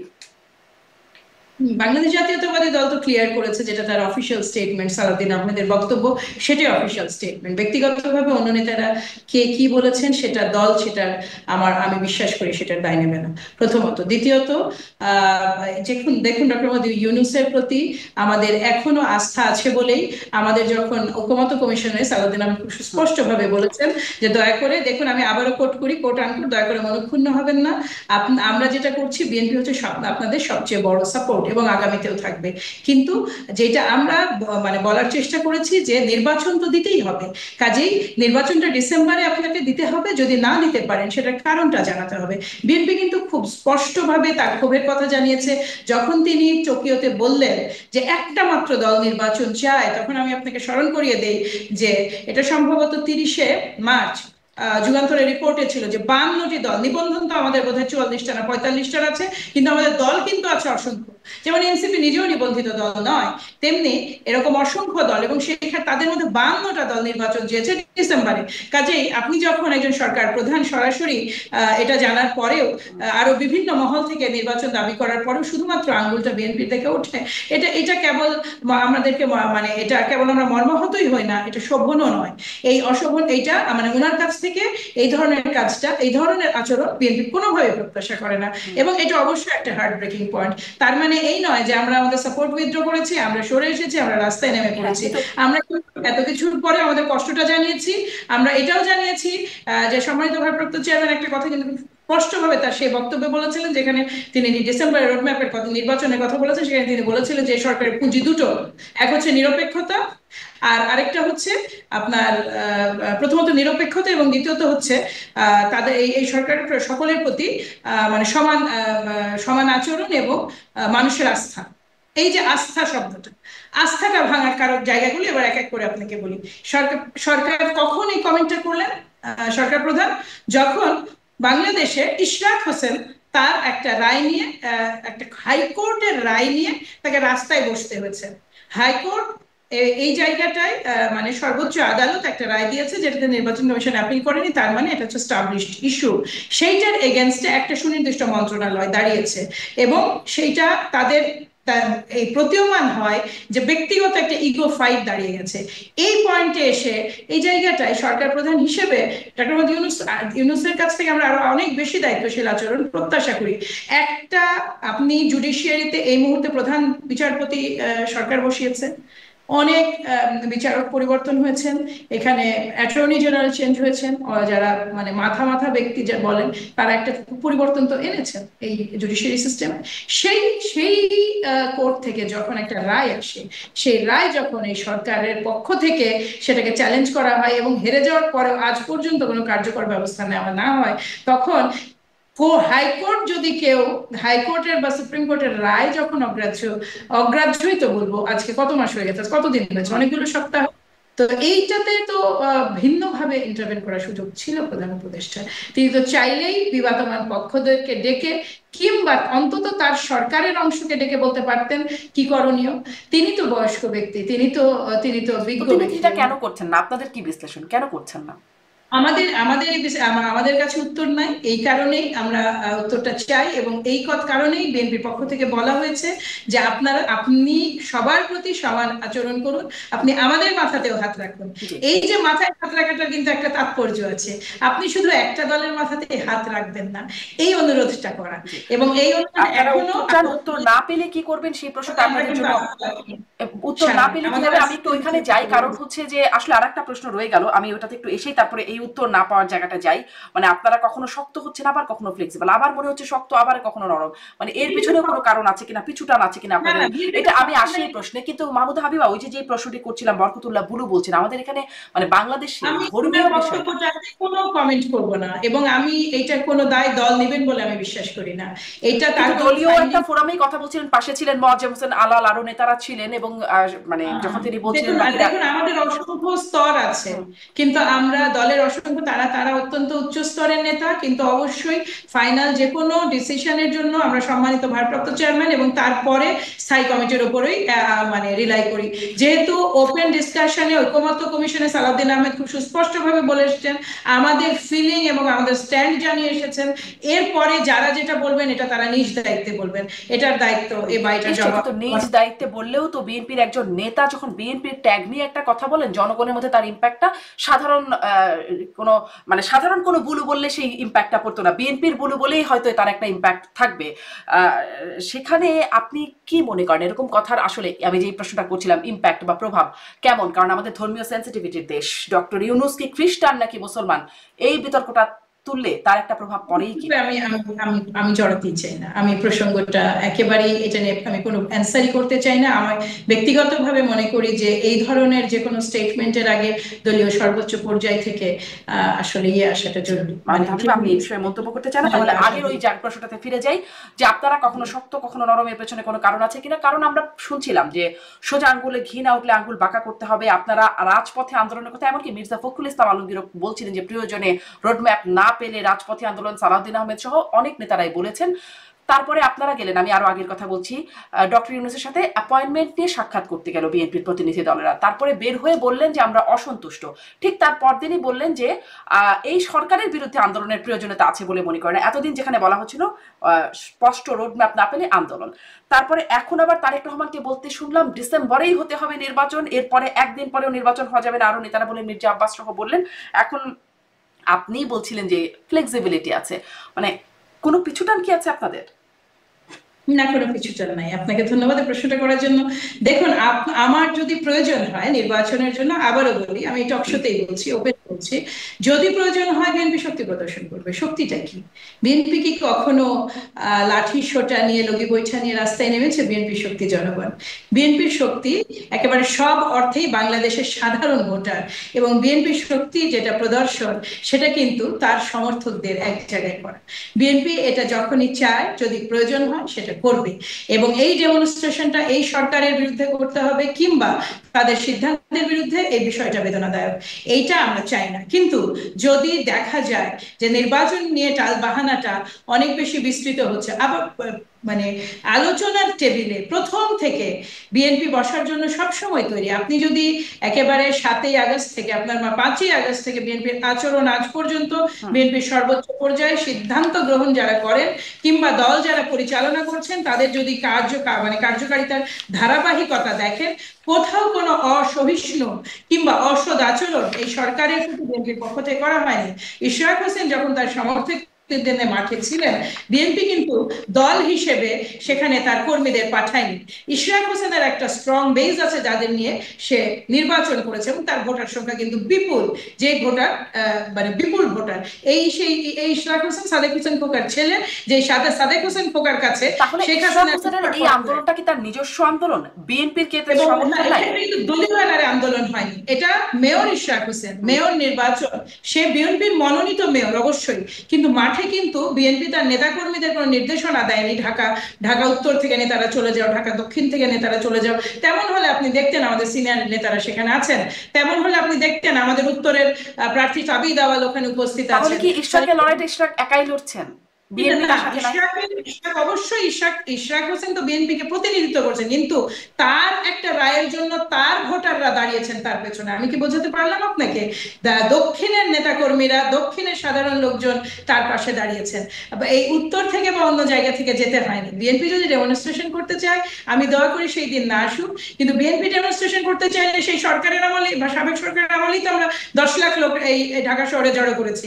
কাজে এখনকার এই মুক্ত পরিবেশে এই সংখ্যাটা অনেক গুণ হবে। জনশক্তি অনেক বড় শক্তি।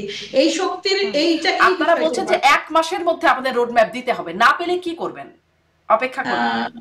1 মাসের মধ্যে সংস্কার করে, আমি কথাটা বলি একটু কারেক্ট, সরি, আমি আমার মতো যতটুকু জানি সেটা হলো 1 মাসের মধ্যে সংস্কার করে ডিসেম্বরে নির্বাচন দিতে হবে বলে বলেছেন সালাউদ্দিন আহমেদ। উনি কাকির সাথে এটাও বলেছেন যে ডিসেম্বরে যদি আপনি দিতে না পারেন নির্বাচন, তাহলে আপনাকে জনগণকে কারণ জানাতে হবে, দেশের জনগণকে, যে কেন আপনি দিতে পারছেন না। তার মানে হচ্ছে আপনাকে ডিসকাস করতে হবে। ডিসকাশনের টেবিলটা বিএনপি অলওয়েজ ওপেন রেখেছে। বৃহত্তম দল হিসেবে বিএনপি সর্বোচ্চ চেষ্টা করেছে কোনো জায়গায় তার যেন এই বৃহতের প্রেশারটা এই সরকারকে বহন করতে না হয়। জি, এই যে দেখছিলাম আসলে 1 মাসের মধ্যেই আসলে আপনারা রোড ম্যাপ চেয়েছেন, জুলাইয়ের মধ্যে আপনারা রোড ম্যাপ চেয়েছেন। আমি এই জন্যই জিজ্ঞাসা করছিলাম যে রোডম্যাপ তো আমরা চাইতেই আছি। হ্যাঁ, চাইতেই আছেন, কিন্তু আবারও 1 মাস সময় তাহলে বেঁধে দেন কেন, যদি আসলে ফ্লেক্সিবলি থাকবেন আপনারা? 1 মাসের মধ্যে দিতে না দিলে পরবর্তী পদক্ষেপ নেবে, আসলে সেটাই আমার জিজ্ঞাসা বারবার। আর আমরা জানাব, জি, একটা মাস আমরাও জানাব, জি, স্পষ্ট। এবার দমন করতে পেরেছেন শারমিন, সাবেক সরকার যেসব টুল ব্যবহার করেছেন, পুলিশ কিংবা র্যাব কিংবা সেনাবাহিনী, এইবার ধরুন একটা আন্দোলনের জায়গায় যেতেই হলো, তখন আসলে এটা কন্ট্রোলের উপায়টা কি? আমি কিউরিয়াস। এই কারণে শুধুমাত্র জনসমাগম, কিচ্ছু করা লাগবে না, স্রেফ জনগণ এসে বসে গেলে এটার জন্য স্বাভাবিক যেটা গণতান্ত্রিক প্রসেস। আপনি একটা অত্যন্ত উন্নত দেশে বসে আছেন, আপনারাও ডেমনস্ট্রেশনের বিভিন্ন চেহারা দেখেন, আপনারাও জানেন যে এটাকে নিয়ন্ত্রণ কিভাবে করার চেষ্টা করা হয়। আমরাও জানি যে ইন্টারিম সরকার কোনোভাবেই সাবেক ফ্যাসিস্ট সরকার নয়, ফলে চাইলেও তাদের পক্ষে সাবেক সরকার যেভাবে ক্ষমতায় টিকেছিলেন টিকে থাকা কঠিন হয়ে যাবে। এবং ওই পর্যায়ে বিএনপি যাবে কেন, বা ওই পর্যায়ে সরকারের সাথে বিএনপির সম্পর্ক যাবে কেন? এই যে আমাদের মুখোমুখি অবস্থান এনসিপির সাথে, এই যে সরকারের সাথে আলটিমেটাম দেওয়া দেওয়ি কিংবা একটা তিক্ততা তৈরি হওয়া, আস্থার সংকট তৈরি হওয়া, এতে সবচেয়ে বেশি বেনিফিশিয়ারি কে শারমিন? সাবেক পালিয়ে যাওয়া পতিত সরকার ছাড়া, এই ফ্যাসিস্টরা ছাড়া তো আর কেউ আমি বেনিফিশিয়ারি দেখি না। এই দেশে যত বেশি নির্বাচন ডিলেট হবে, এই ইন্টারিম সরকার, যে ইন্টারিম সরকার অত্যন্ত ভালনারেবল সিচুয়েশনে আছেন, এটা তত বেশি ভালনারেবল হতে থাকবে। পালিয়ে যাওয়ার শক্তিদের প্রচুর টাকা আছে এবং তারা কেবল একটা লেয়ার পালিয়েছে। বাকি যে গোটা দেশব্যাপী যে সমস্ত আপনার তাদের মানে তাদের কি বলে এটাকে, তাদের সহযোগীরা, তাদের সাথীরা, প্রশাসনের ভিতরে ঘাপটি মেরে থাকা, পুলিশের ভিতরে ঘাপটি মেরে থাকা, তারাও কিন্তু মাথা চাড়া দিতে থাকবে যত দিন যেতে থাকবে। আর তাদের নির্বাচন ভোটাররা, মাহমুদা হাবিবা, তাদের এই যে একটা সরকারের ভোটারও যত আছে। কাজ আইডেন্টিফাই করবে কারা, বলুন। আপনাকে একটা সংসদ লাগবে না? আপনার একটা সংসদের প্রয়োজন আছে। সেই সংসদটা নির্বাচিত এবং ভোটের মাধ্যমেই হতে হবে। আচ্ছা, একটু এখানে একটা প্রশ্ন করি, এটা একটা পুরনো প্রশ্ন, এটা তখন আওয়ামী লীগ যখন 24-এ নির্বাচন করলো তখন সেই প্রশ্নটাও করতাম আমরা, এবং তখন একটা মানে একটা বিশ্লেষণ আপনাদের পক্ষ থেকে আসলে খুবই যৌক্তিক শোনাতো সেটি, যে ড্রেনের পানি বনাম মানে হাতির ঝিলের খালের পানি বা খুব ময়লা কোনো খালের পানি, এই দুটাই হচ্ছে অপশন, সেখান থেকে একটা বেছে নিতেই হবে, এর বাইরে কোনো উপায় ছিল না। যে 24-এর নির্বাচনের কথা বলি বা 14-তেও ওই রকমই। এখনই বাকি আপনাদের প্রতিপক্ষ কে, বিএনপির প্রতিপক্ষ কে, মানুষের হাতে অপশন কি? এটা ভোটাররা ডিসাইড করবেন। ভোটারের হাতে বিকল্প কি, ডিসাইড করার জন্য অপশন কি? সুযোগটা দেবেন, আপনি তাদেরকে ডিসাইড করার সুযোগটা দেবেন। আপনি হ্যাঁ, সেই নাগরিক সুযোগ হিসেবে থেকে তো আওয়ামী লীগকে বাদ দিয়ে দেওয়া হয়েছে, যে আওয়ামী লীগ সেখানে নাই, মানে বা আরো যা দল ছিল, জাতীয় পার্টি বলি বা 14 দল যারা অপারেট করতো, তারা করতে পারছে না। আওয়ামী লীগের ভোটাররা যারা আওয়ামী লীগের কর্মকাণ্ডটা প্রকৃতভাবে উপলব্ধি করতে পেরেছেন, সবচেয়ে দুঃখজনক বিষয় হলো আওয়ামী লীগের বাদ দিয়ে দেওয়াটা বিষয় না, হচ্ছে কোনো আওয়ামী লীগের আমি আজ পর্যন্ত এই 8-9 মাসে, 9 মাস তো চলে গেল, আমি মিট করিনি যাদের মধ্যে কোনো রিমর্স আছে, যাদের মধ্যে মিনিমাম অনুশোচনা আছে। আমি আপনার এই শোতে আমি দেখেছি আপনি কি কয়েকজনকে সম্ভবত ইন্টারভিউ মানে শো করেছেন, আপনি কতটুকু বুঝেছেন বা ফিল করেছেন আমি জানি না, কিন্তু বাংলাদেশে যারা আছেন তারা আজ অব্দি এই অভ্যুত্থানটাকে জন অভ্যুত্থান মানতেই চান না। তারা এত বাজে ভাষায় কথা বলেন এবং এই যে নিহত, এই যে শিশুদের রক্ত যেই দেশে ঝরেছে, সেইটা নিয়ে পর্যন্ত তারা মক করতে ছাড়েন না। এই আওয়ামী লীগ যারা রিয়েলাইজ করবে, সমর্থকরা, তারা আমার ব্যক্তিগতভাবে বিশ্বাস তারা ভোটদানে একটা বড় অংশ এবার ভোটদানে বিরত থাকবে বলে আমি মনে করি। কারণ আওয়ামী লীগের আবার কার্ড সিস্টেম, এটা আসলে ঠিক রাজনৈতিক দল বলা যায় কিনা এটাও আমার কাছে ডাউট লাগে। এক ধরনের যারা কোর ভোটার, এটা করে almost like a cult, it is like a religion, এটার বাইরে যাওয়াটা কঠিন। সেই ক্ষেত্রে তাদের একটা বড় অংশ, এটা আমার ব্যক্তিগত যতটুকু, যেহেতু আমি মাঠের রাজনীতির সাথে দীর্ঘদিন ধরে সংশ্লিষ্ট, আমি লোকাল ইলেকশন দেখেছি, আমি জাতীয় নির্বাচনগুলো যেগুলো হয়েছে এগুলো তো আর নির্বাচন ছিল না, কিছু লোকাল ইলেকশন কিন্তু আমরা দেখেছি যেগুলো সেই সময় হয়েছে। তো সেই সময় আমার আমার আমার অভিজ্ঞতা থেকে আপনাকে আমি বলছি, একটা বড় অংশ নির্বাচনে তার অংশ মানে তারা ভোট দেওয়ার কথা নয়। আর ভোট, এই যে আওয়ামী লীগকে নিষিদ্ধ করার মাধ্যমে, আওয়ামী লীগকে নিষিদ্ধ করার মাধ্যমে এই বড় অংশকে বাদ দিয়ে দেওয়া হলো না, মানে ইনক্লুসিভ হবার কথা তো ছিল এই সরকারের, সেখানে তারা বঞ্চিত হয়ে গেল না? আপনি কোন পার্সপেক্টিভে বলছেন? আপনি যখন ভোটার, তখন আপনার সামনে যে মার্কাগুলো থাকবে তার মধ্যেই তো আপনাকে বেছে নিতে হবে। হ্যাঁ, ধরুন নৌকা, যেমন 24-এ ছিল, 24-এ যে মার্কাগুলো ছিল, যারা বেছে নেওয়ার নিয়েছে আর যারা দেয় নাই তারা তো যায় নাই, কিন্তু ওই রকমই একটা অবস্থা। 24-এ তো কোনো ভোটই হয় না। কোন 24-এ ভোটের কথা বলছেন? 7ই জানুয়ারি? হ্যাঁ, ওটা তো কোনো ভোটই হয় না। কোনো ভোট না হোক, ভোট তো হয়েছে। না, আপনি যেটা বলছেন সেটা হচ্ছে মার্কা যে কয়টা থাকবে তার মধ্যে বেছে নেবে হ্যাঁ, তারা। দেখুন, যে প্রক্রিয়ায় আওয়ামী লীগকে নিষিদ্ধ করা হয়েছে আমি সেটার সাথে একমত নই। নির্বাহী আদেশে কোনো রাজনৈতিক দলকে কখনোই নিষিদ্ধ করতে হয় না, করা উচিত না। একটা দল, আমাদের যে 47 মানে অনুচ্ছেদের সংবিধান খুব সুস্পষ্টভাবে একটা প্রভিশন আছে, যেটা একটা সংশোধনী আনলেই সংগঠন হিসেবে আওয়ামী লীগের বিচার করা যেত। আপনি মনে রাখবেন যে নির্বাহী আদেশে যতগুলো, নির্বাহী আদেশের সবচেয়ে বড় দুর্বলতা কি জানেন? নির্বাহী প্রধান বদলে গেলেই আদেশও বদলে যায়, এবং আগামীতে এই আদেশটি অন্য কারো উপরে প্রয়োগ হবে না তা তো নয়। জামাত ইসলামী যেমন সাফার করেছে নির্বাহী আদেশের এই এই সুদীর্ঘ যন্ত্রণা। কাজে এই জিনিসটা, নির্বাহী আদেশ কতটুকু মানে সাস্টেইনেবল, এটাও তো আপনাকে ভাবতে হবে। নির্বাহী আদেশ, নির্বাহী প্রধান নির্বাহী বদলে গেলে বা নির্বাহী বদলে গেলে বদলে যায়, আপনারা যখন আপনারা আসবেন ধারণা করা হচ্ছে, তখন কি আদেশ বদলাবে? মানে আমরা যেটা চাই, কোন রাজনৈতিক দল, আবারও রিপিট করি, কোন রাজনৈতিক দল নির্বাহী আদেশে নিষিদ্ধের পক্ষে বিএনপি নয়, কিন্তু যেটাই সরকার করে গেছে সেইটার বিরুদ্ধে, সেইটার এগেনস্টে বা কোনো স্টেপ নেওয়ার আমাদের কোনো সুযোগ নাই। আইনগত ব্যবস্থা পরিচালনার মধ্যে সংগঠন হিসেবে আওয়ামী লীগের বিচার করে তারপরে যদি নিষিদ্ধ হয় আইনগতভাবে হোক, ওরা তখন আবার আইনগতভাবে আইনি লড়াই লড়ে আওয়ামী লীগকে ফিরিয়ে আনুক। আওয়ামী লীগকে নাম হিসেবে এতটা অ্যাবিউজড, আওয়ামী লীগ দল হিসেবে তার নিজস্ব নেতাকর্মীর কাছে নামটা এত বেশি অ্যাবিউজড হয়ে গেছে, এটা ক্লিন হয়ে আসতে হলেও কিছুটা প্রেশার নিয়েই আসতে হবে, 1 নাম্বার। 2 নাম্বার হচ্ছে যে আপনার যদি সদিচ্ছা থেকে থাকে, আপনি তো ওই মামলাটাকে দ্রুতগতি করতে পারতেন। এই যে আপনার সংগঠনের বিরুদ্ধে একটা সংশোধনী এনে কাজটা করতে পারতেন। এটা 10ই ফেব্রুয়ারি বিএনপি কিন্তু এই সুপারিশটা দিয়ে এসেছিল আপনার প্রধান মানে উপদেষ্টাদের কাছে। সুপারিশ? এই এই সুপারিশটা ছিল আমাদের 47 অনুচ্ছেদের একটা সংশোধনী এনে সংগঠন হিসেবে আওয়ামী লীগের বিচার করা। পরবর্তীতে যেটা হলো, মুশকিল হচ্ছে কি জানেন, যে সব বন্দুকই তারা বিএনপির ঘাড়ে রেখে গুলি চালাতে চায়। কেন? কারণটা কি? যখনই আপনি কথা হবে, এই সরকারের ম্যান্ডেট কি ছিল? আহতদের বিচার এবং নিহতদের মানে নিহত পরিবারের পুনর্বাসন। তার ম্যান্ডেট ছিল সংস্কার। তার ম্যান্ডেট ছিল আপনার কি বলে নির্বাচন। এই তো, এর বেশি তো কিছু না। আসলে ম্যান্ডেট কি কি ছিল? আর তো কিছু না। আপনি এই যে ম্যান্ডেট গুলো প্রতিটাই তো পাশাপাশি চলমান হওয়ার মতো ম্যান্ডেট। এই ম্যান্ডেট গুলোর মধ্যে আপনি আহতদের বিচার, আমি তো ভুলেই যাই, মানে ওই কথা নাই বলি। সরকার মিজারাবলি তার ফার্স্ট ম্যান্ডেট, আহতদের চিকিৎসা, হ্যাঁ আহত চিকিৎসা এবং নিহতদের পুনর্বাসন নিয়ে শোনেন শারমিন, আমার প্রবলেম নাই। নিহতদের আপনি 1 বছর পরে দিলেও তার পরিবার টাকাটা চাকরিটা পাবে, কিন্তু আহত যে হাসপাতালে আছে তাকে আপনি 6 মাস পরে চিকিৎসা দিলে কয়জন আসলে চিকিৎসা যোগ্য হবে? সেটা আপনি চিটাগাঙে সম্ভবত দেখলাম যে 4 জন যুবক বিষ পান করেছেন, তাদের চোখের একটা চোখ নষ্ট যাওয়ার কারণে আর একটা চোখের জন্য নষ্ট, অন্ধত্বের কারণে। এই যে ছোট ছোট ইস্যুগুলো আজ পর্যন্ত, এটা তো আপনার টপ মোস্ট প্রায়োরিটি হওয়ার কথা ছিল, এটা তো 1 নম্বর কথা। এবং বিচারিক সংস্কার, বিচার যেটা আপনার, সরি আরেকটা, সরি আমি যে 4টা বলার সময় বাদ পড়েছে একটা, বিচারিক প্রক্রিয়া, ওটাও তো আপনার টপ প্রায়োরিটির একটা। তো বিচারিক প্রক্রিয়া আপনি প্রথমে এসে বললেন কেন যে আপনি আওয়ামী লীগের বিচার করতে পারবেন না? কেন? এমন একটা অভিযোগ এসেছিল যে বিএনপি বাধা হয়ে দাঁড়িয়েছে। কোন অর্থে? বিএনপি কি সরকারে আছে?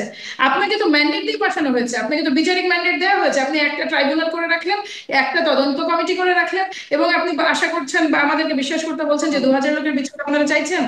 আপনারা তো প্রসেসটা হয় স্লো করছেন, নয় চাইছেনই না, দুটোর যে কোনো একটা। জি, এবং এই পয়েন্টেও আস্থা আমাদের কিন্তু সংকটের কারণ। জি, মাহমুদা হাবিবা, মানে আপনি যদিও আপনার দল এটিকে সাধুবাদ জানিয়েছে, কিন্তু আপনি বলছেন নির্বাহী আদেশে নিষিদ্ধ করার পক্ষে। দল সাধুবাদ জানায়নি, দল যেহেতু এটা হয়ে গেছে, কাজে এটাকে সাধুবাদ জানিয়েছে। এইটা কিন্তু প্রথম থেকে আমরা, এগেইন যদি আমাদেরকে স্ট্যান্ড জিজ্ঞেস করা হয়, আমরা পরিষ্কার বলবো নির্বাহী আদেশের পক্ষপাতী নয়। কিন্তু তারা একজন হাই প্রোফাইল ব্যক্তিকে, যিনি একজন সিজন পলিটিশিয়ান, আমি আজও ভেবে পাই না রাষ্ট্রপতি সেদিন, সাবেক রাষ্ট্রপতি কিভাবে চলে গেলেন। একেবারে উচ্চ মহলের সহায়তায় উনি একেবারে অলমোস্ট ভিআইপি ট্রিটমেন্ট নিয়ে দেশের বাইরে চলে গেলেন। নাম কাওয়াস্তে জুনিয়র কয়েকটা পুলিশ অফিসারের বিরুদ্ধে ব্যবস্থা নিয়ে দায় সারা হলো। 200-250 জন মানুষ জড়ো করে একটা আন্দোলন করা হলো যমুনা পর্যন্ত। মানে টোটাল বিষয়টা এত বেশি স্বতঃস্ফূর্ত মনে হতে চায় না। কানেকশন গুলো, ডট গুলো এত ক্লিয়ার, যেটা স্টেজ পারফরমেন্সই বেটার বেশি মনে হয়। আপনি যমুনার সামনে তো অনেকেই যাওয়ার চেষ্টা করেছে, ইশরাক তো রাস্তায় বসে আছে আজকে কত দিয়ে, কই ইশরাকের তো কোনো সুরাহা হয়নি। আর আপনি আওয়ামী লীগের মতো একটা দলকে, আপনি তো আসলে মুখিয়েই ছিলেন নির্বাহী আদেশে নিষিদ্ধ করার জন্য। একটা অজুহাত দরকার ছিল, অজুহাতটা পেয়েছেন, রাইট অজুহাত। জি, আপনি বলছিলেন এই সরকারের প্রায়োরিটি কি কি হওয়া উচিত ছিল। হঠাৎ করে আমরা দেখলাম মুক্তিযোদ্ধার সংজ্ঞা এবং মুক্তিযোদ্ধাদের সংজ্ঞা পরিবর্তন করে অধ্যাদেশ জারি করা হলো। এটার প্রস্তাবনাটা আগেই বা খসড়াটা আগেই হয়েছিল। আর ছোট্ট করে যদি বলেন কেন পরিবর্তন হলো, বা এই সময়টা পরিবর্তন করার প্রয়োজন কেন হলে বলে মনে করেন? যেটা আসলে নিউজে এসেছে পরিবর্তনটা তেমন নয়। হ্যাঁ, যেটা মানে যারা ওই প্রবাসী সরকারের বিভিন্ন পদে কর্মরত ছিলেন কিংবা দায়িত্ব দেওয়া হয়েছিল, এবং অন্যান্য যারা ডিফারেন্ট এন্ডে কাজ করেছেন, তাদেরকে সহযোগী মুক্তিযোদ্ধা সম্ভবত বলা হয়েছে। এইটা আসলেও এই বিষয়টা পরে এমন মানে ইমার্জেন্সি কিছু, মানে ইমিডিয়েটলি করতে হবে তেমন নয়। এটা সংস্কারে কোনো একটা সময় আসতে পারতো।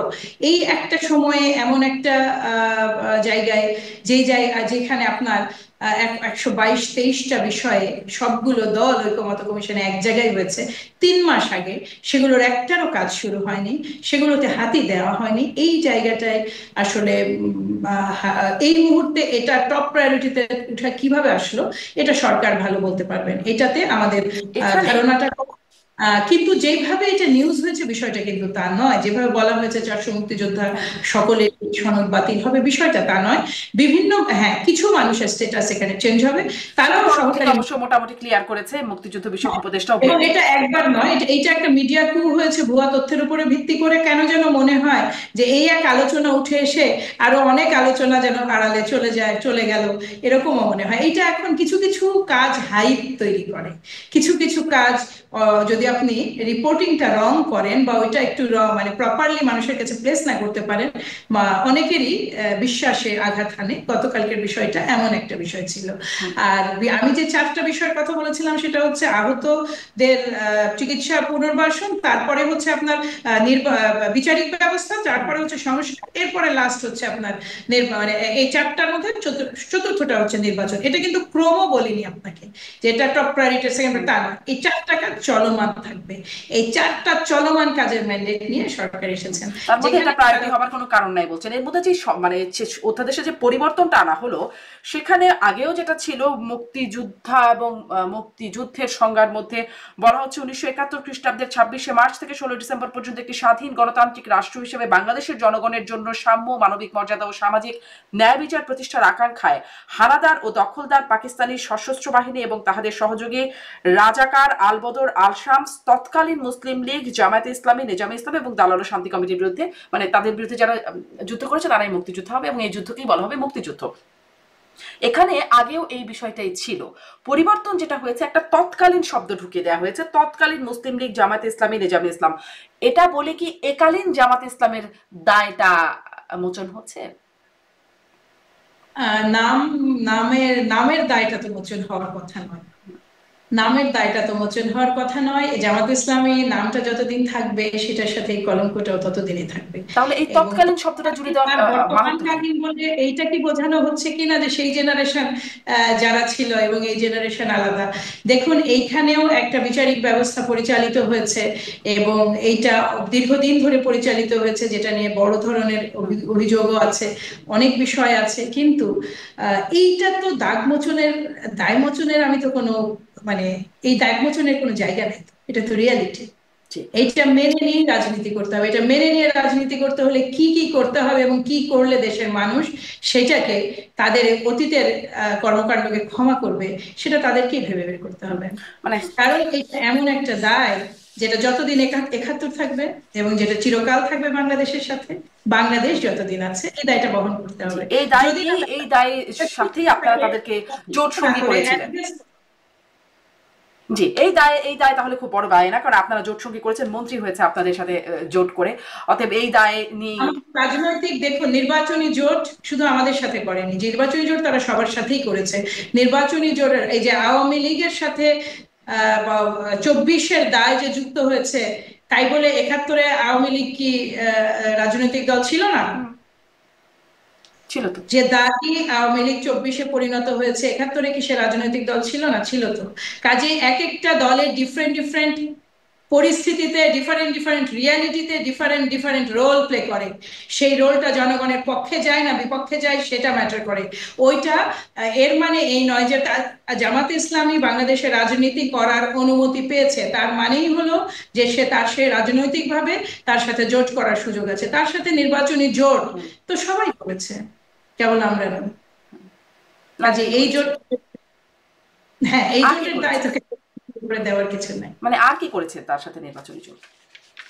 নির্বাচনী জোট মানে আমি বলছি আন্দোলনকালীন জোট, মানে ওটা তো যুগপৎ আন্দোলন। আপনাদের এই 24 আন্দোলনে অনেকেই আপনাদের সাথে যুগপৎ আন্দোলন করেছে। সালে নির্বাচনে যখন জামাত ইসলামী যায়, আওয়ামী লীগ সহ আওয়ামী লীগ, জামাত ইসলাম তারা একসাথেই গিয়েছে এবং তারা কিন্তু আন্দোলন এবং নির্বাচনকালীন জোটই ছিল। পরবর্তীতে তারা তো সরকারে আসেন, সরকারে তো ছিলেন এরশাদ, ফলে ন্যাচারালি তারা কিন্তু কোনো ওই সিট বা ভাগাভাগি করেনি, কিন্তু আন্ডারস্ট্যান্ডিং এর পলিটিক্সই তো ছিল সেটা। তারা তো নির্বাচনকালীনই জোট ছিল না, নির্বাচনকালীন জোট ছিল, তারা আন্দোলনে একটা যুগপৎ আন্দোলন করেছে। যেমন ধরেন আপনারা এই 24 আন্দোলনের সময় অনেকগুলো আন্দোলনরত দল ছিল আপনাদের সাথে, যারা সবাই আসলে আপনারা জোটভুক্ত দল ছিলেন না। এমনকি জামাতের সাথে জোট ভেঙে গেছে সেটা আপনারা তখন ব্যক্ত করে বলেছেন তারা আমাদের সাথে আন্দোলনে থাকে, সেটা যুগপৎ আন্দোলন হবে। সেটা সঠিক আপনার কথা। মানে যুগপৎ এবং জোটের মধ্যে তো একটা পার্থক্য আছে। যাই হোক, মাহমুদা হাবিবা অনেক সময় ধরে আপনার সাথে কথা বলছি। জোট শব্দটা সঠিক না, কিন্তু আমি বলতে চাইছি যে এই নেগোসিয়েশন প্রসেসে জামাত ইসলামের সাথে বসেনি, ডিসকাস করেনি কিংবা বেনিফিট নেয়নি এমন কোনো দল দেখাতে পারেন কি? পারস্পরিক এখান থেকে একটা প্রশ্ন আবার মনে আসলো, আমি আসলে শেষ করার জন্য খুবই উদ্গ্রীব হচ্ছিলাম, কিন্তু এটা একটু জিজ্ঞাসা করে ফেলি যে এই যে নেগোসিয়েশন, এই নেগোসিয়েশনের কোনো পর্যায়ে কি আওয়ামী লীগের সাথে আপনাদের হচ্ছে? প্রভাবশালী ইউটিউবাররা তারা এটা অভিযোগ করছেন যে বিএনপির সাথে আওয়ামী লীগের একটা একটা যোগসূত্র তৈরি হচ্ছে, একটা নেগোসিয়েশন হচ্ছে, যারা আসলে গণ অভ্যুত্থানে খুবই গুরুত্বপূর্ণ রোল প্লে করেছিলেন তারা আসলে এমন অভিযোগ করছেন? প্রশ্নই ওঠে না, কোনো ধরনের কোনো সুযোগ নাই, অন্তত আগামী আরো অনেক বছর নাই। রাজনৈতিকভাবে বিএনপি নির্বাহী আদেশে তাদের নিষিদ্ধের বিপক্ষে, তার মানে এই নয় যে খুনি এই দাগীদেরকে আমরা কোনো রকম মানে কোনো ধরনের তাদের অপরাধের শাস্তি হওয়ার আগে, কিংবা তারা বাংলাদেশে রাজনীতি করার অধিকার পুনর্বার ফিরে পাওয়ার আগে কোনো ধরনের জোট কিংবা কোনো ধরনের নেগোসিয়েশন বা কোনো আলাপ আলোচনায় যাবে। কিভাবে উড়িয়ে দিচ্ছেন মুক্তিযোদ্ধাদের দল হয়ে বা একজন মুক্তিযোদ্ধার দল হয়ে আপনারা মুক্তিযুদ্ধ বিরোধীর সাথে? বাংলাদেশ জাতীয়তাবাদী দলের প্রতিটা নেতাকর্মী এত ব্যাপকভাবে নিগৃহীত, এমন ভাবে লাঞ্ছিত, খোদ আমাদের ভারপ্রাপ্ত চেয়ারম্যান বলুন, সম্মানিত চেয়ারপারসন বলুন, তারা তো এখন পর্যন্ত সুস্থ হতে পারেননি। যে কারণে এই সম্ভাবনাটা নাই আপনি বলছেন, মানে এটা সম্ভাবনা নাই, মানে সুযোগই তো নাই। আপনি কি বলেন? আমরা আজও হাজিরা দেই শারমিন, আমাদের মামলাগুলো কিন্তু সবগুলো